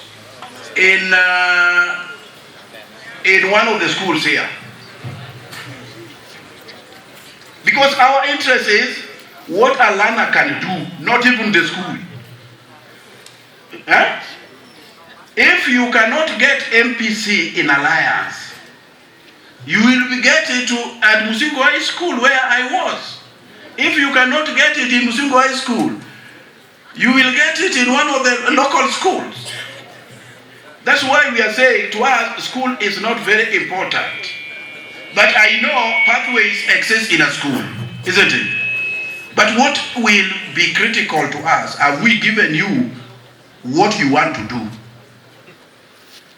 We shall not deny you MPC because you cannot get alliance. We shall give you MPC because even in any school around, because that's where you will fail. Even the worst school you are imagining of in this, I know people imagine, mine cannot be. Even those ones you feel are bad, they will still do MPC. Isn't it? And they will have to get students, isn't it? Yes. So, with those many remarks, I beg to stop there. Of using a few of the junior resources to make the primary also enjoy. Thank you so much, Director, that we are committed to do the same and keep our schools running using the capitation so wisely and yet prudently. I also want to recognize our senior from the Ministry of Education, Nairobi. We've really learned a lot, sir, since the CBC began.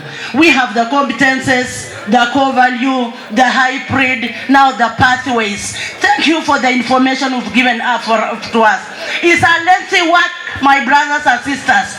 And I know you are waiting to hear one thing. After he had put all those choices and stages, sir, we use the word principles of sparingly. Why? Because we have not been given a letter. So when we call us principal, we wonder whether we are right or wrong. Am I right, my brothers and sisters? Yes. How I wish SARS go back to the ministry, they give us a letter to confirm that we are principals. 2, after mentioning all the pathways and the choices, sir, we were waiting just the word therefore. Principals will be given something as you carry out the exercise. Isn't it so? It's a lot of work, sir, but we are equal to the task. We wish you well and we shall do it. Thank you so much. Aseme tu jambo kwa dakika moja, alafu Madam Jen is the Sub-County Director, Deputy Director, Bungoma County, TSC. Atasema jambo on behalf. Si tunaenda vizuri? Our Regional Director, sir, all protocol observed. Good afternoon. Good afternoon. Now my name is Agnes Washira. I am the chairperson Kakamega County CSOs. I'm also the national women rep for the CSOs. I want to take this opportunity to thank every person that has made this day a success. We are here courtesy of all of you. We are enjoying a lot of partnership and cooperation and support from all of you, and we want to ask that we continue working in that manner. We are where the rubber meets the road, as you know. We move in your schools on a daily basis, and we are able to do it because of the support all of you are giving us. So we want to thank God and thank all of you for that, and pray that we shall continue working in the same spirit. Thank you very much.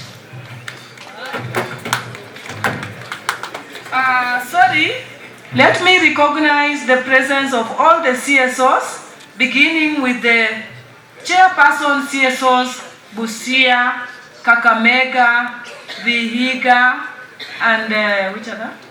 And my name is Jane Nyakoe, the Deputy County Director, Teacher Service Commission, Bungoma County, and also the Sub-County Director, Bungoma South. I also want to take this opportunity to appreciate the moment that I've been awarded. First of all, to thank you so much for attending this conference, because we know the importance. We are going to be taken through various topics that will empower our administration skills and potential. So I'd like to say that as you stay here, being taken through the various topics that have been lined up, it is my belief that you will be able to get what is required to improve your administrative abilities. Otherwise, I want to wish you well as you continue with the conference. Thank you. Ministry Ndugu Obiero and your team, the NAT leadership and your team, distinguished principals of various schools, God is good, and all the time. I'm Etienne Sherry, the NAT Woman Representative, Teso Branch, and the Western Region Chair, NAT. My responsibility is very short. First, I would like to welcome all of you to Busia. Feel free. And also thank you, head teachers, for the work you are doing. It is not easy to run schools with limited resources, but then we are managing it. Thank you very much. Also, I would like to, the program is a bit congested. Let me take this opportunity as the lead of delegation to recognize the presence of all the Kepsha elected NAT leaders. Kindly be upstanding and wave. All the Kepshas who are NAT leader representatives, kindly elected. Yes, okay. Thank you very much for attending this conference. Mama Mito, our NEC affirmative, kindly move the program to the next level. Thank you very much, and feel reluctant and feel free when you are in Busia. We normally come here to release our stress. We normally come here to relax. Unfortunately, we have had so many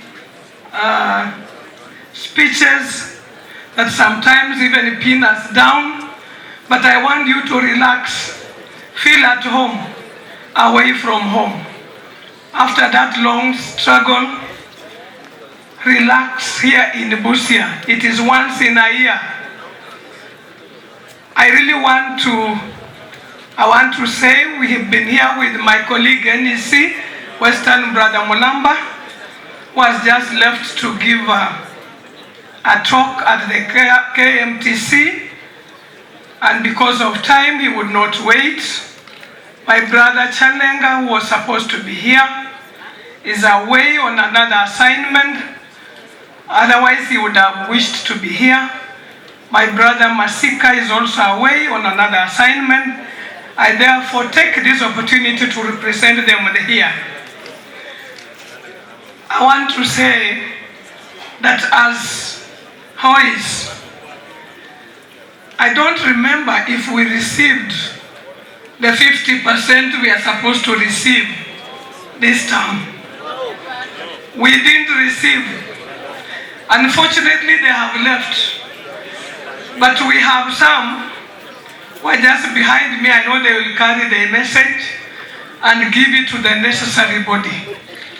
We did not receive the 50%, and if you are very careful, they never brought us a circular to tell us exactly what we received. And that was just a way of evading so that we do not ask for what is there for us. When I conducted the national office NAT, they did the necessary and conducted the ministry. The ministry accepted that they had not given us the 50%. Now we asked them, when are you going to release? They told us, yes, we know we have not released the 50%, but we shall release when funds will be available. I think that was the answer I got from the Secretary General NAT. So as we are here, we know that before we open, we shall be given the remaining to make the 50% before they release the 30%.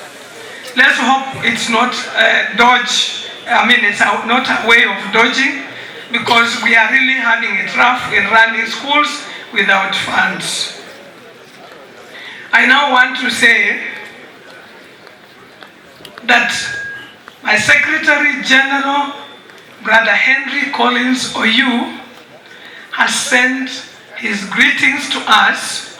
He's out of the country, but he has told me to say that the CBA process is on.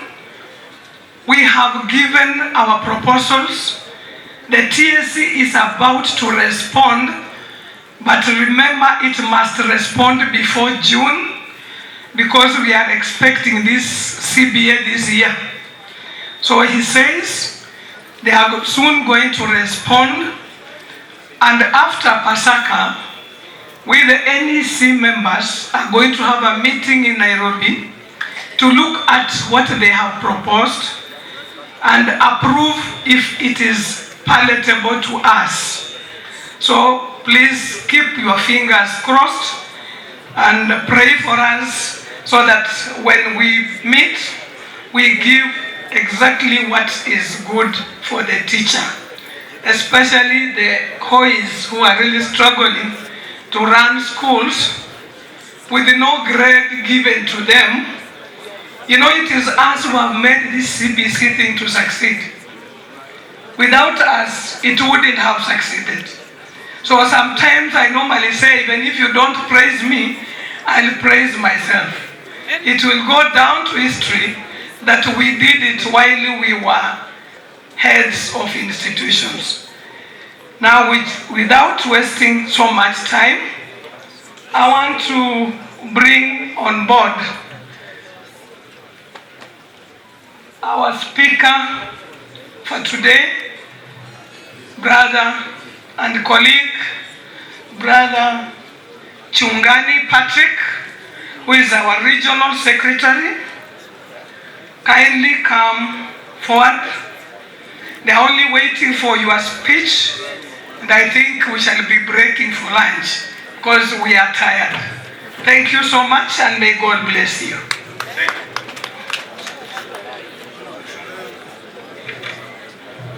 Asante Mama Mito for a job well done.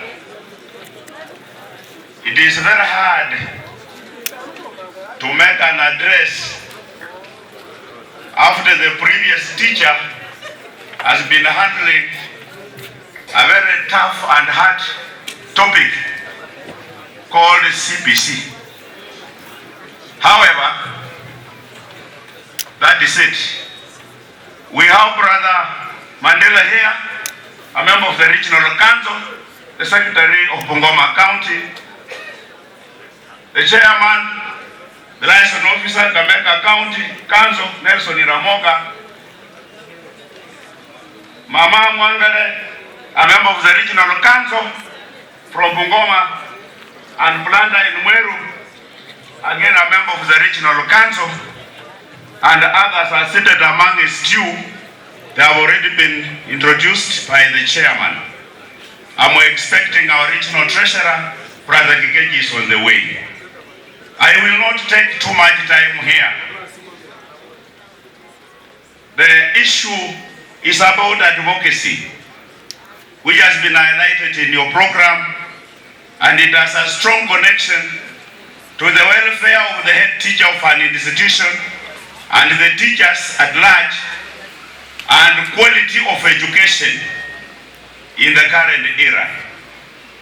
I want to pinpoint that the teacher welfare, and particularly the head teachers, is very, very important if we are to achieve the new CBE that the government is struggling with, competency-based education.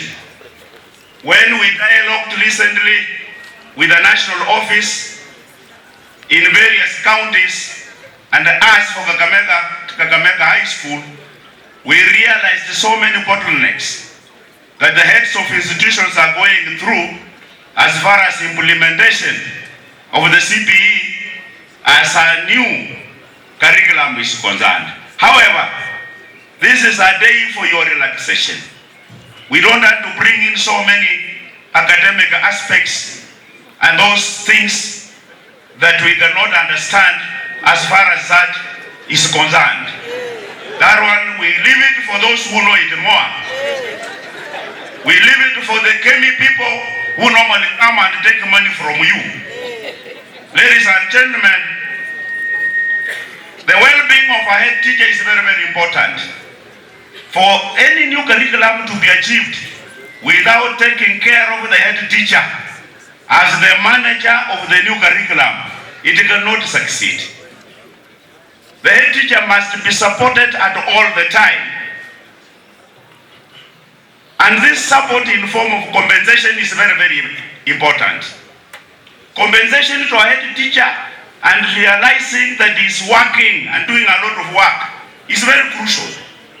You cannot be called a principal of a comprehensive unit comprising of ECD, primary and junior school without proper allowance attached to that.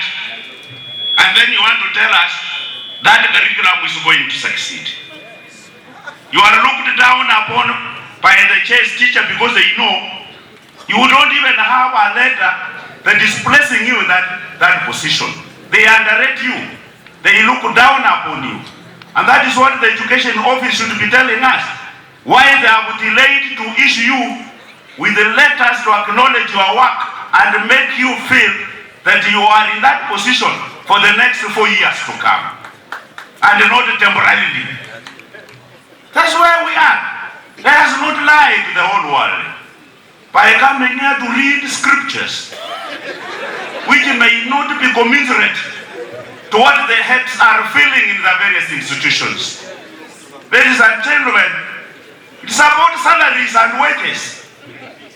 How can you advertise for promotions of teachers and heads that they need to move to a higher grade? 30,000 heads apply, but you only take peanuts. And those you are promoting, you are leaving those who have overstayed in the same grade for a long time and the same position for a long time, and you are promoting teachers whose TSC number is 80 plus, 79 plus. What is all this shenanigans in this country? As teachers and as unionists, we stand a chance to condemn this barbaric culture of undermining the experience of a teacher who has taught for 34 years. That he is applying today, next day he is applying, and is failing to achieve what he has sought to achieve in his lifetime, yet is doing a lot of work. And in my she is also included. The recent results that were brought out of the interviews that you did were political. You cannot tell how many were promoted from Bungoma. How many were promoted from Vihiga? How many were promoted from Kakamega? And other counties, because they are only writing numbers. Number 34, 60, 15. How do you tell to track to know how Western is doing in terms of promotion of teachers compared to other regions in the country? This is political. This is theft. This is robbery without violence. Ladies and gentlemen, it is robbery without violence. You can't go on using teachers' blood for your own benefit. Somebody is about to retire, but is not seeing light at the end of the tunnel. Why are we condemning heads of institutions and teachers in this country, particularly from Western region? Particularly from Western region. Ladies and gentlemen, as a union, we are the type of people who will say no when everybody is saying yes. And that is our benchmark. That forms the climax of our democracy. Without lobbying. Without lobbying. So that the media and the public can get the concept of mismanagement of mental abilities of other human beings by those who are in the offices. That is mental absurdity. It is obnoxious. As a union, we cannot allow it. Let it go on record that we are not happy with what is happening in Kenya right now, as we are agitating for the rights of the teachers. How can you give members of parliament each 100 letters to employ teachers? From TAC, and TAC comes here to introduce themselves, yet you are backward, you are corrupt. You give letters to members of parliament to employ teachers. Where is the procedure? Where has it gone? And in Western, we don't see our members of parliament coming out with those letters to say, I was given this much. They sell those letters at 300,000 shillings. What is happening in this country about employment of teachers? We can't allow that. Ladies and gentlemen, I am staying in a world that I don't know whether the rule of law is upside down. And I wanted these things to be delivered when the regional director is here and is fond of running away when he knows now I want to speak. I will ask him why he is going away. He tells me he has a flight to go to Mombasa. Why only when Chungani wants to speak, you pretend there is a flight waiting for you that you want to go to Mombasa? Why can't they listen to us? Because hiki ni kilio cha haki. Walimu wananyanyaswa. A teacher stayed home for 17 years without employment. The one who came from college yesterday is accessing a letter, and in 3 years he gets 3 promotions from a unknown source. You were employed last year, you go to apply for a promotion, you are given. Next year you apply, you are given. Then another year you apply, you are also given. Yet there are others who are stagnating in the same positions. So it is what we are talking about. And ladies and gentlemen, this idea of capitation, we wish you well as you go. We have no sympathy and we have no apologies. What we are only waiting for is for you to murder and kill all of us if you have the capacity. But fortunately, you are not given pistols and guns to use. It's about reasoning. This capitation you are talking about is an animal. The 50-30-20 ratio has not been achieved. Never should you attempt to go and borrow goods on credit from a nearby shop, hoping that the money will come. Wait until the money comes. If it doesn't come, you remain like that. Don't follow the advice of the regional director that you go and borrow from the nearest shop. You will be jailed. And all the money that you receive from Joko House goes back to the Ministry of Education, the people who have been seated here. They call meetings, workshops, and every meeting and workshop you pay 1,000 shillings, 2,000 shillings, 5,000 They are robbing you from up and even from behind.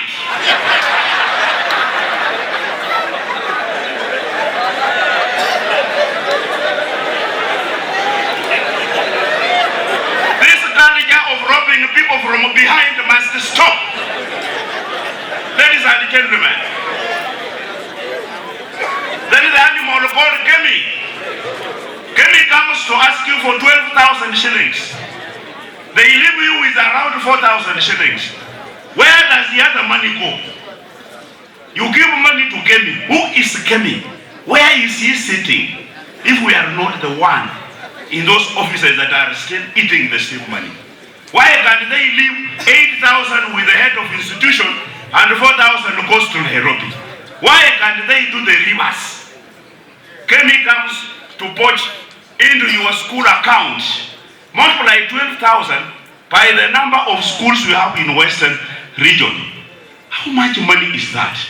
It goes back to the ministry. That is nonsensical. You can't imagine. You pay money for curricular activities, like even in Bungoma. We agreed at the regional level that every referee or umpire should be paid 2,000 shillings. So that the 2,500 you can rent a room somewhere, 500 you can use for breakfast and supper, and 1,000 you can walk around after doing so many businesses to build your body. But in Bungoma, the county director of Bungoma opted to pay umpires 1,000. You are a good man, Bwana Mandela. You chased him away. When you asked me what should I do, I told you go and lock the office. And the office is locked up to now. This is a signal to other people who want to use teachers' blood for their own benefit. In Western region, we cannot allow that to happen. We will frogmatch you, even if you are a sub-county director. Pay teachers well. Take the money from heads and use that money to manage activities. Don't keep on going back to teachers' pockets that we have exhausted the other monies. Now you are running away from where? We are going to declare that what heads have paid is enough. They should not come back to you. Yes. They should not ask for any more money to finance for curricular activities. They have no respect for us. If they talk about CPE, that's when they want you to listen. And even we are doubting about those pathways. The way they are explaining, there is no transparency in those pathways. No transparency. How can you involve a parent in choosing where the child should go? That is political. A system is supposed to show clearly that this child here has merited through performance and has ability to go to the next level of learning. Not doing research and experimentation on people's children, creating unnecessary explanations, mara hybrid, mara boarding, mara what. It cannot work. It cannot work.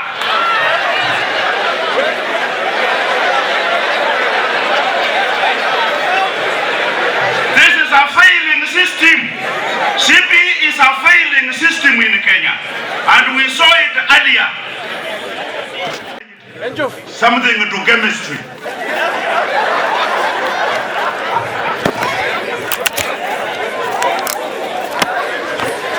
Nyinyi muendelee kujienjoy hapa, sisi hatuna maneno. As my senior NEC has said, the Secretary General means well for you. We shall continue agitating for you. We are supporting Mheshimiwa Nabina Bwera, who is taking a motion to Parliament. He is a member of the Parliamentary Education Committee to question about the criteria that was used to promote teachers. Are you with me? Yes. We want other members of the Parliament to behave the same. Kama Nabina Bwera anapeleka huko. We want others. Ndio tujue kwa nini wewe uliwachwa na kwa nini wewe mwalimu mwanamke unawachwa kila wakati. Must you go and use your legs in order to be promoted?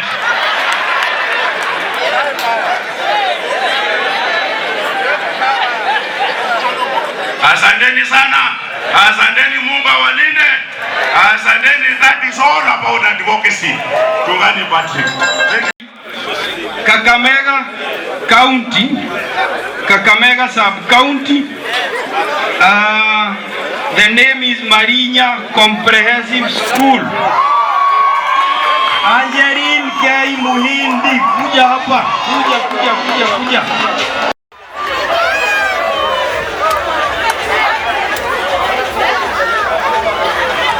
Can we now settle for the closing prayer? We are praying. Katika kazi zetu.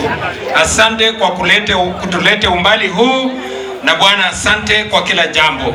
Ni kwa jina safi la Yesu Kristo tumeomba na East African community's vision is of that we need to have a well-educated population, which is a key inherent human resource in accelerating development. That education has to be given to people so as to accelerate development. And they say educated population is a catalyst for efficient and effective production system, knowledge transfer, technological adoption, and innovation.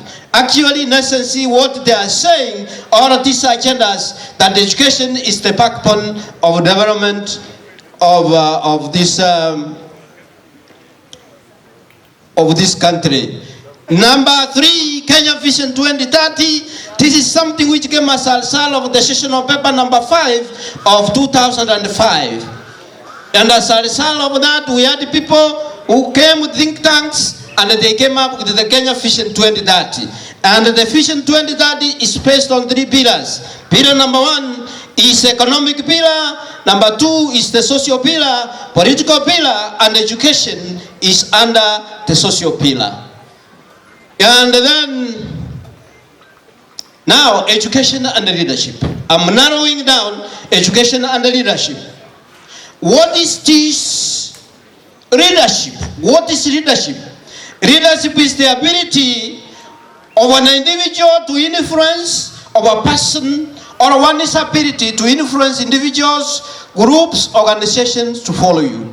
Ability to influence a group of individuals to achieve a common goal. You are a CEO of that school where you are. You must have leadership skills. We look at 3 of the skills and see where you are. Which type of leadership are you applying in your school? That ability of enabling, of creating an enabling environment so that people can give you a hearing, you can move together, and etc. There are leadership styles. Number 1, transformational leadership. And a transformational leader is one who inspires, and when he inspires and motivates. Mwalimu, do you inspire and motivate your teachers in school? What proves? It is the end result of what you are doing in what? Doing in that school. So a transformational leader is that one who inspires, is very inspirational. He motivates followers to achieve extraordinary outcome by setting a compelling vision and an encouraging person. So this person is a strategic thinker, and he does things strategically. And you cannot do things strategically unless you have a strategic plan in your school. Let me see all of you who have a strategic plan in your school. Walimu wewe una? Ama utatengeneza? So teachers. Number 2, for the sake of time, transactional leader. A transactional leader focuses on a system of rewards and consequences to motivate followers with a give and take dynamic. Huyu ni yule ambao chochote kikifanywa yeye anaamini ya kwamba lazima kitu kidogo itolewe ndio watu wafanye nini? Watu wafanya kazi. Madam, wewe ni gani unatumia kitu kidogo ndio walimu wakuja asubuhi kuja kufanya tuition? Well, I don't know. You know where you are. Number 3, autocratic leader is that when anatumia thorax. This is a thoracic leader. Yule anatumia kifua. We have not, mom has not cooked, and we have eaten before father comes, then it's a problem. Because once he comes, yeye ni simba ya nini? Simba ya poma. Akikuja akinguruma, kila mtu kwa kitanda, wengine wanaingia chini ya nini? Chini ya kitanda. Are you the kind of leader in your in wherever you are in that institution?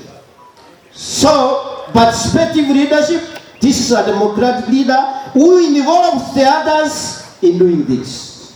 If we could have had time, we could have looked at the advantages of this and the disadvantages, but because of time, we cannot. So this one involves team members in decision making. There is the other one, the second last is the delegative leader. This is a leader who delegates, who believes in others abilities.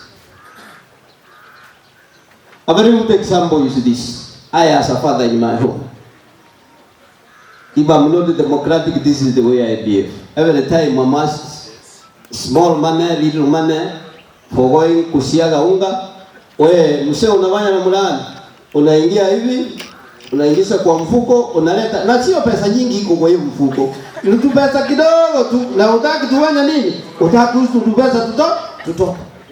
So you are supposed to think that there is a lot of money anywhere, a lot of money in that pocket. If it comes a time when you forget that hiyo nguo ukisahau mahali itafanywa na mwanagani. Within a very short time mama anakuja very fast chwa. Ikipatikana kidogo nani anafanya nini? Anaoka. When mama is washing clothes, especially the clothes, if you happen to forget some money in that, you will never do what? Mama, so do you normally take care? Do you normally take care? No.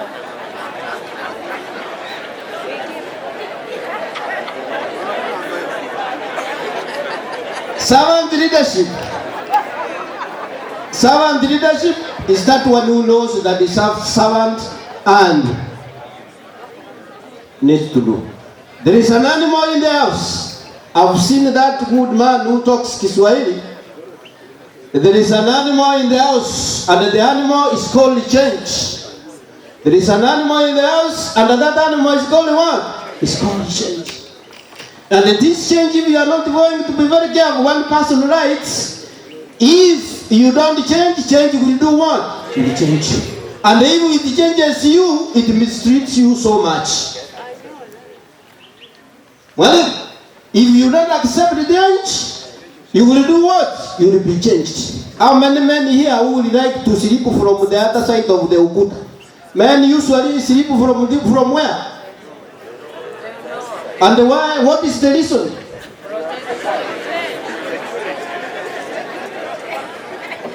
There are men to sleep from the other side. You tell you, na leo hii imetoka wapi? Imetoka wapi? Inaonekana hii maneno mumeona conference, kuna maneno mmefanya nini? Mfundisho. But it changes where? It's with us. I like Dr. Monros. The late Monros, he says, nothing remains the same. That's why we talk about what? About season. Nothing never remains the same. I was sharing with one of your leaders here, and I was telling her that nothing has changed except the years. It is in Nyabuti, but the years have done what? Have changed. Even the walking has to do what? You must accept that way. But some of us never accept that things have changed. So he says like this, nothing remains the same. That's why we talk about seasons. Seasons means everything is always temporal. Yesterday you were the other day you were in your school, but today you are here, and after finishing here, will you remain being here? And because Yabuta has talked, there is something you learn and you know and do what? And you change. There is time and the season for what? For everything. But change is different. If this is the case, then we have to plan for our future. Nothing happens unless we do what? We change. Change starts from the where? From the mind. Secondly, this means that even every moment of our life, we need to be ready to experience what? To experience change. Changes in governance and financial management. Currently, as principals, as CEOs, and as accounting officers, we are experiencing the following changes. And we must always be ready to face the change. embrace change, and move on. Management of basic education and resources. We have both the financial resources and the non-financial resources. The way we manage our resources is based on the legal and the regulatory framework. And the regulatory framework is the Constitution of Kenya. If you read the Constitution of Kenya, Article 220 up to 229 is talking about financial management. And out of that we have acts of parliament, and these acts, and we have also regulations. And these regulations are the one which assist us managers to manage the government resources. Because the schools, public schools, all of them use the BFM in guiding them. So this is very important. You need to get a hold of a copy of the Public Finance Management Act of 2012, and it will teach you a lot of that. And this the Public Finance Management system involves the following. I wish you could write this. Number 1, policy formulation. Number 2, budget formulation. Number 3, budget execution. Number 4, what is hey? It is because policy formulation is number 1, and this one you read it in the BFM Act Section 15. The BFM Regulation 26 up to 30. You know, here we are talking about facts. Policy formulation. And what do we mean by policy formulation? This is a situation where you sit down and you strategize how you are going to achieve your goals. And the goals in our schools are the educational goals. And the educational goals is to do what? What is the purpose of you being in that school? To deliver what? Education. That is in essence, that is. So you must come up with a policy. That's why like now in Kenya, in education we have what the National Education Sector Strategic Plan. It is called the National Education Sector Strategic Plan 20, which is ending 2027.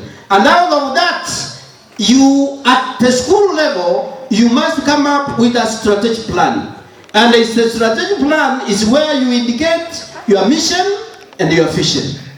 And then you identify your strategic objectives. Tuko pamoja lakini, ama ninaenda haraka. Nienda zilo kidogo.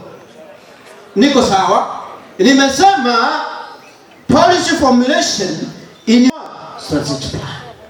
Because that is the overall. And you, when you are making it, you make yours, you tailor that, and you come up. I've said that the strategic plan, it includes, number 1, you must have your vision. And the vision is what is beyond the horizon, that will be a blah, blah, blah, beyond the horizon. What you look at, what you intend your school to be. And there has to be a mission.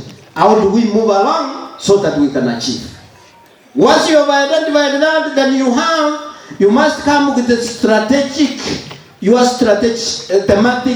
thematic areas. Number 1, a very good example is we want to excel in where? In exams. How do you want to excel in exams? You require resources. Wacha nisimamia hapo. Number 2, Regulation 31 up to 41.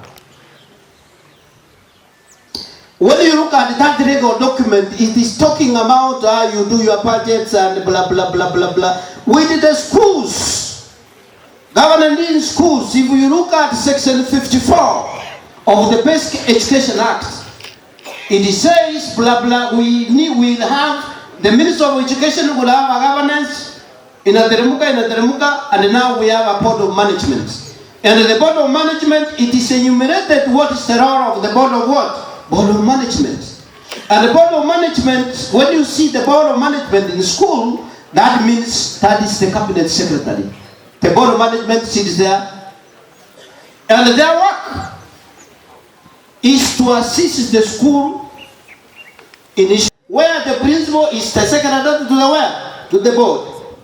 And you to be the secretary of the board, umevaa kofia mbili, moja inatokana moja na mbili imetokana kwa basic education regulation 5. It says that the head of the institution is the what? Is the one in charge of the day-to-day running of the what? Of the basic education. Then sub-regulation 2 of that says that the head of the institution is the accounting officer, which is a delegated authority from where? A delegated authority from the cabinet what? Cabinet secretary.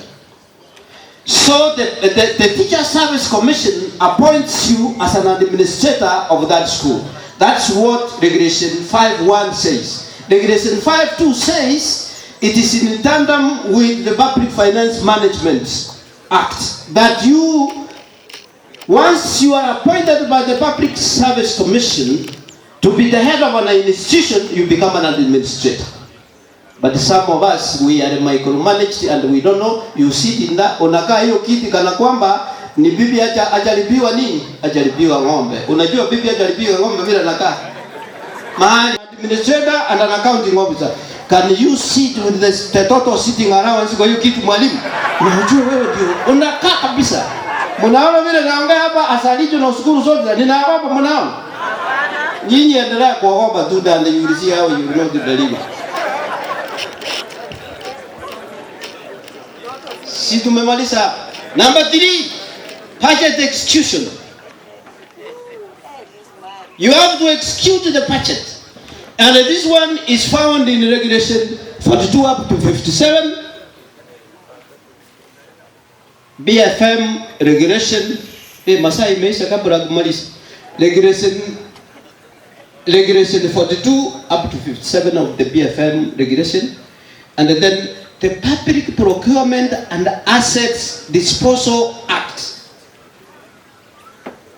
Public Procurement and Asset Disposal Act 2015, and the Public Procurement and Asset Regulation of 2020. Execution is a question of implementation. It says that you are supposed to implement blah blah. In a moment's time, I'm going to show you something related to this. Then number second thrust, accounting and reporting. Nimesema number 1, policy formulation. Number 2, number 1, wewe toka kwa wachukuu nyumbani. I know some of you are like me, mnakumbuka wachukuu. Achana na mambo ya wachukuu. Look at the regulation, that Regulation 97 up to 111. So it covers that entire, you look at that. The last one is auditing. Sio hii auditing school sote that tunasema. Auditing is found in Article 229 of the Constitution. Andika hiyo, ni mzuri unakuwa conversant with this. Article 229 of the Constitution.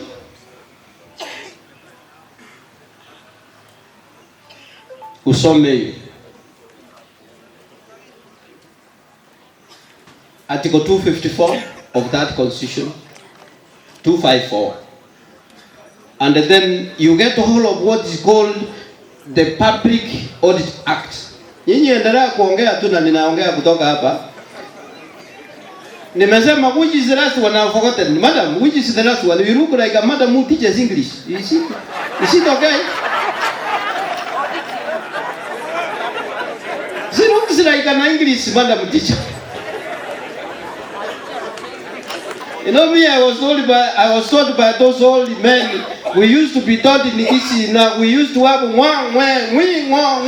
we didn't have said in a TH. So when I say Zambia, I mean Zambia. I don't mean said. When I say Daniel, Daniel, nyumbani huko unasema Daniel. We don't have D. We have Daniel. We have Daniel. But it is Daniel. Because I'm so proud about myself because I've nimesema public audit words. Kama wewe ucheki Saulia. Kama wewe unafikiria nyumbani vile si hata mimi niko na watoto wananisumbua. Imagine.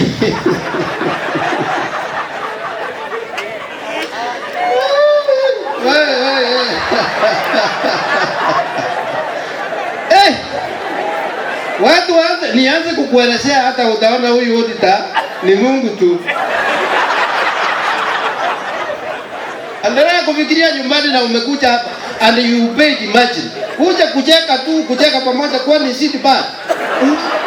Wengine wanakaa kama hapo Kiganjo Training College. Mzee.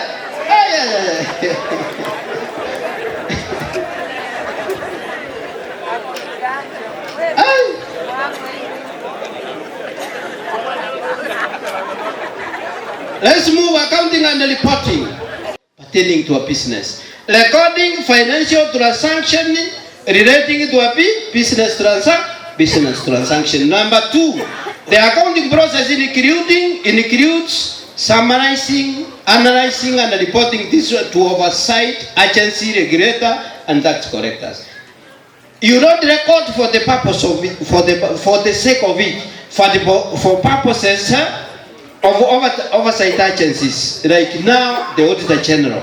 The Office of the Auditor General, you must report to that. You record, like now, what is the work of the logbook in your school? What is the work of the logbook? You don't have a logbook? Kazi yake ni nini? You just record?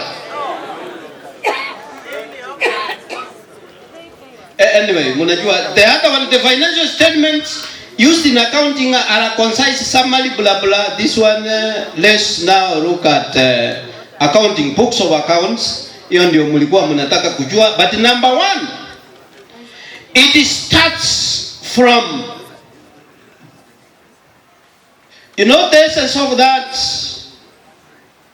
Like now, I've told you to cycle, you strategize and see how you are going to run your institution, and you prioritize what you are going to do. And Mark, you have gone to some of your schools, and what I see, munaanza choo inaachiwa hapo, mnasema klasi si more important kwa sababu watoto wanafanya nini? Wanakuja. Klasi ikifika huko mnasema the fence iko mbaya. Na fence inahitajika, mkiingia kwa fence tena mnaingia wapi? Klasi mlikuwa ya repairs. So ni nusu. But when you strategize and prioritize, it becomes very important. Now in accounting in our schools, it starts with receipt books. And in this receipt, what we record in the receipt books is what we have received. And for public schools, sources of revenue, 1 is capitation from the where? From the government. Like now, I know most of you here, principals, are from they are called comprehensive schools. Are from comprehensive schools. And you received, the first time you received very big money in the account. And the one made a mistake when we threw that money with the chairman, and they went to the bar kushughulikia na akachukua mama mwingine, na mama mwingine anapoamuka kesho akakuta ayuko anatafuta pesa kwa choo. Sasa choo unaenda kwa choo kutafuta pesa mbona? Oh my God, vingi zile vitu vinafanyika hii dunia. Which touches down fast. And the men are allowed to stand and the women are allowed naturally to sit down. I think you are getting what I'm communicating. But we want to judge the way things are done. Long time ago when I was married, I've been married for more than 5 years. I could see my wife wear what's called a paika. And that one was ni nguo nyeti. Sijui kama kuna nguo nyeti. Ilikuwa nguo nyeti. Lakini siku hizi nguo nyeti ndio imekuwa sikati. I find that some of us walking and wearing that one. So sheria ya nchi sio kama hiyo. You must comply. You must comply.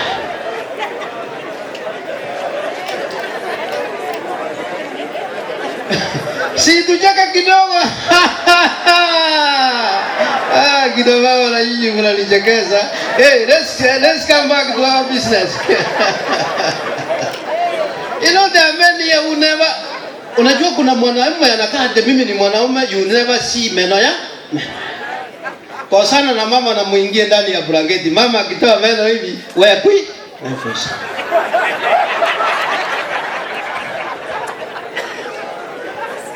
So, masaa yangu imeisha ja. I can talk and then let's finish this. Tumesema namba moja ni receipts. They must be kept properly. A receipt is an accountable document.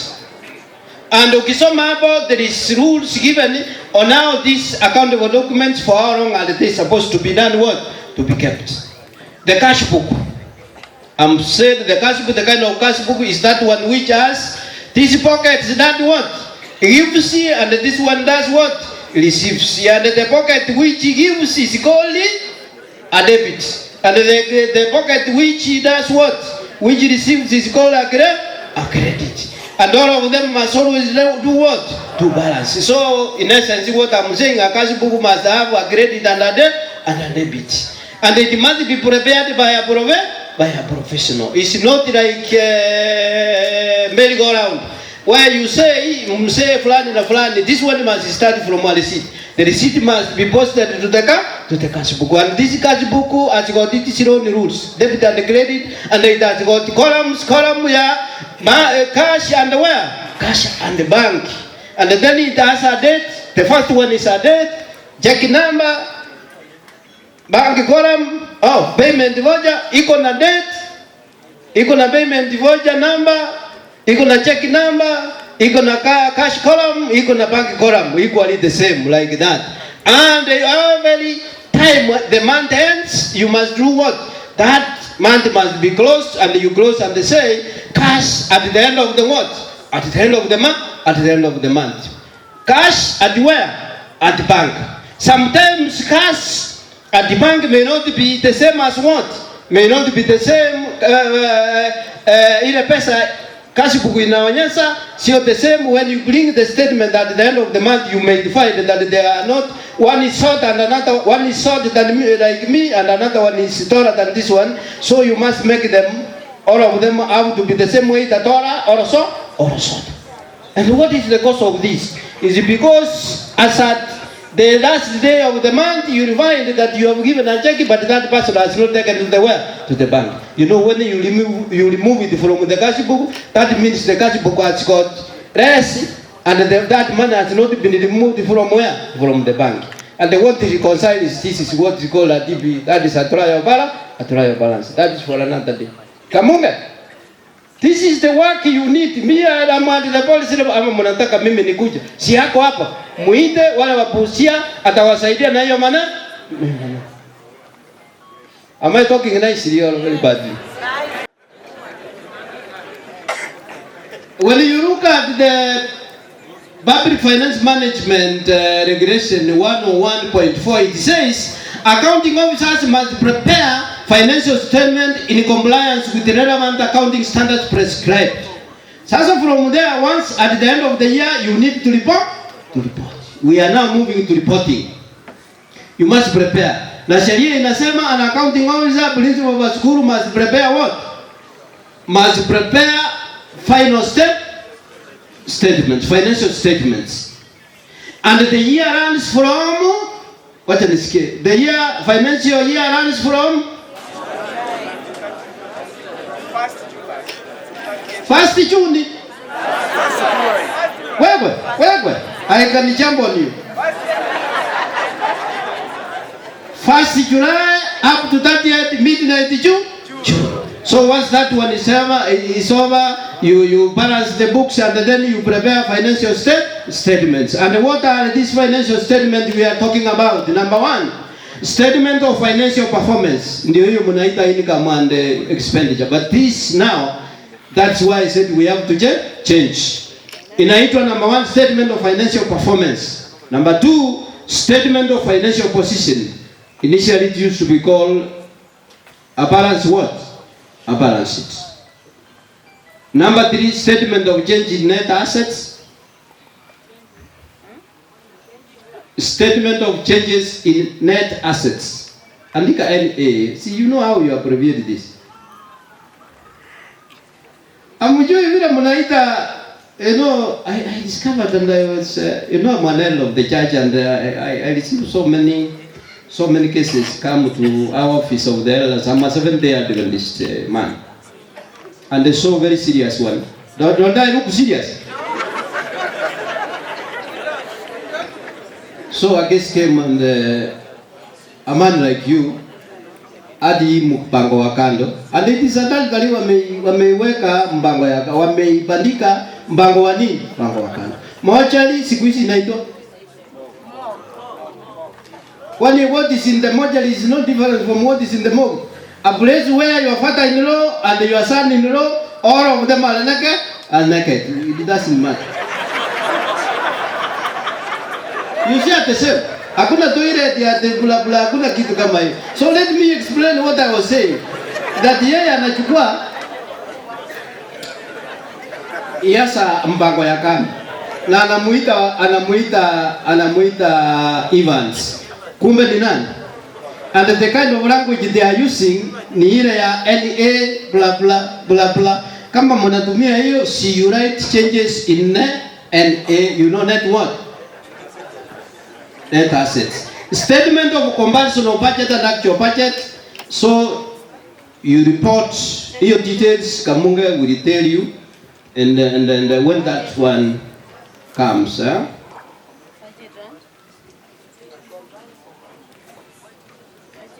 we as school auditors, there is what we call internal audit. Things have changed now. The school auditors never do audit of final accounts except that they review them. Once they have been prepared, they are reviewed and evaluated, and you are told maybe if there is a mistake, you will be told that you collected this one. And then there is the external auditor, who is the Auditor General, and that is a concession office. They come in, and then once they come in, we as auditors, we are like, what can I call? Simunipe jina ile nataka kusema. We are a part of the management. We come in, and when you see me coming, because like now I'm going to come some of your schools, when I come in, I look at the internal control systems, I look at how are you doing compliance. I advise you before things go what? Before things go wrong, things go wrong. So when you hear, because I had Kamunga went to another school in Busia, and they was told, si tulisikia nyinyi hiyo maneno hakuna. So we have to come in. Prevention is better than what? That is the word I was looking for. Prevention is better than cure. Unaambiwa hii barabara unavuata ni ya nini?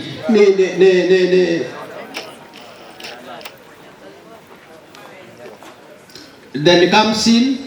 Remember, we are looking at that cycle. Cycle number 1, phase 1 ni come in, assist you, look at your systems, and advise you accordingly. Then let's move to the last phase, which is called auditing. And when the Auditor General have told you this is a constitution office formed under the Constitution, under Article 229 ukisoma hiyo, they come in and they report on the following. Report yao iko in 3 sections. Number 1, they report on the financial statements. Si nimewaambia hiyo financial statements. They report on the financial statement. Financial statements, how many they look at that. Number 2, they look at lawfulness in the source utilization.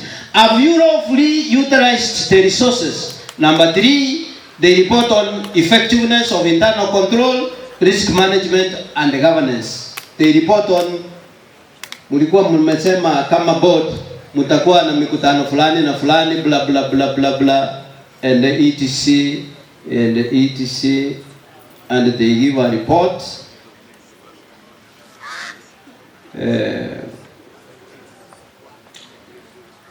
And somebody is telling me like this: is it possible to change the way you have been doing things in your life? Bed sleeping position, sitting arrangement in the house, walking styles, dressing codes. Is it possible?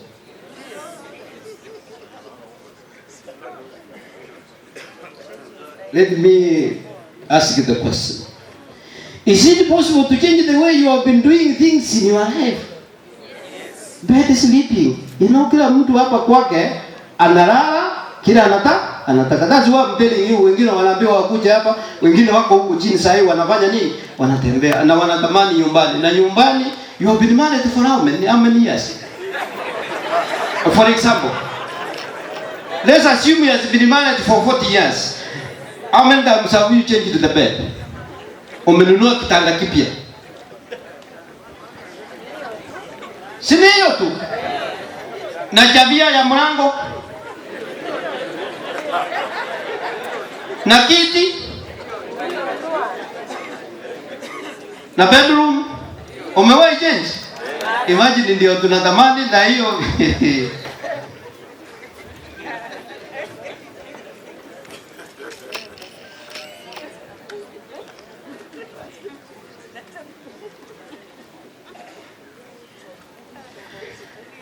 And simebaki bado slide kama 14 nasema hivi: self improvement and success go hand in hand. Taking the steps to make yourself a better and more well-rounded individual will prove to be a wise decision. And this is Frank Long. I don't know whether I mentioned here. If you think that you cannot change, somebody says like this: if you think you are too small to make a difference, try going to bed with a mosquito. And with those many words, may God bless you abundantly. That is it. Thank you so much. Yeah. If you take me to your Mombasa conference, itakuwa mbaya. Haya, mzee ameongea, sisemi kitu.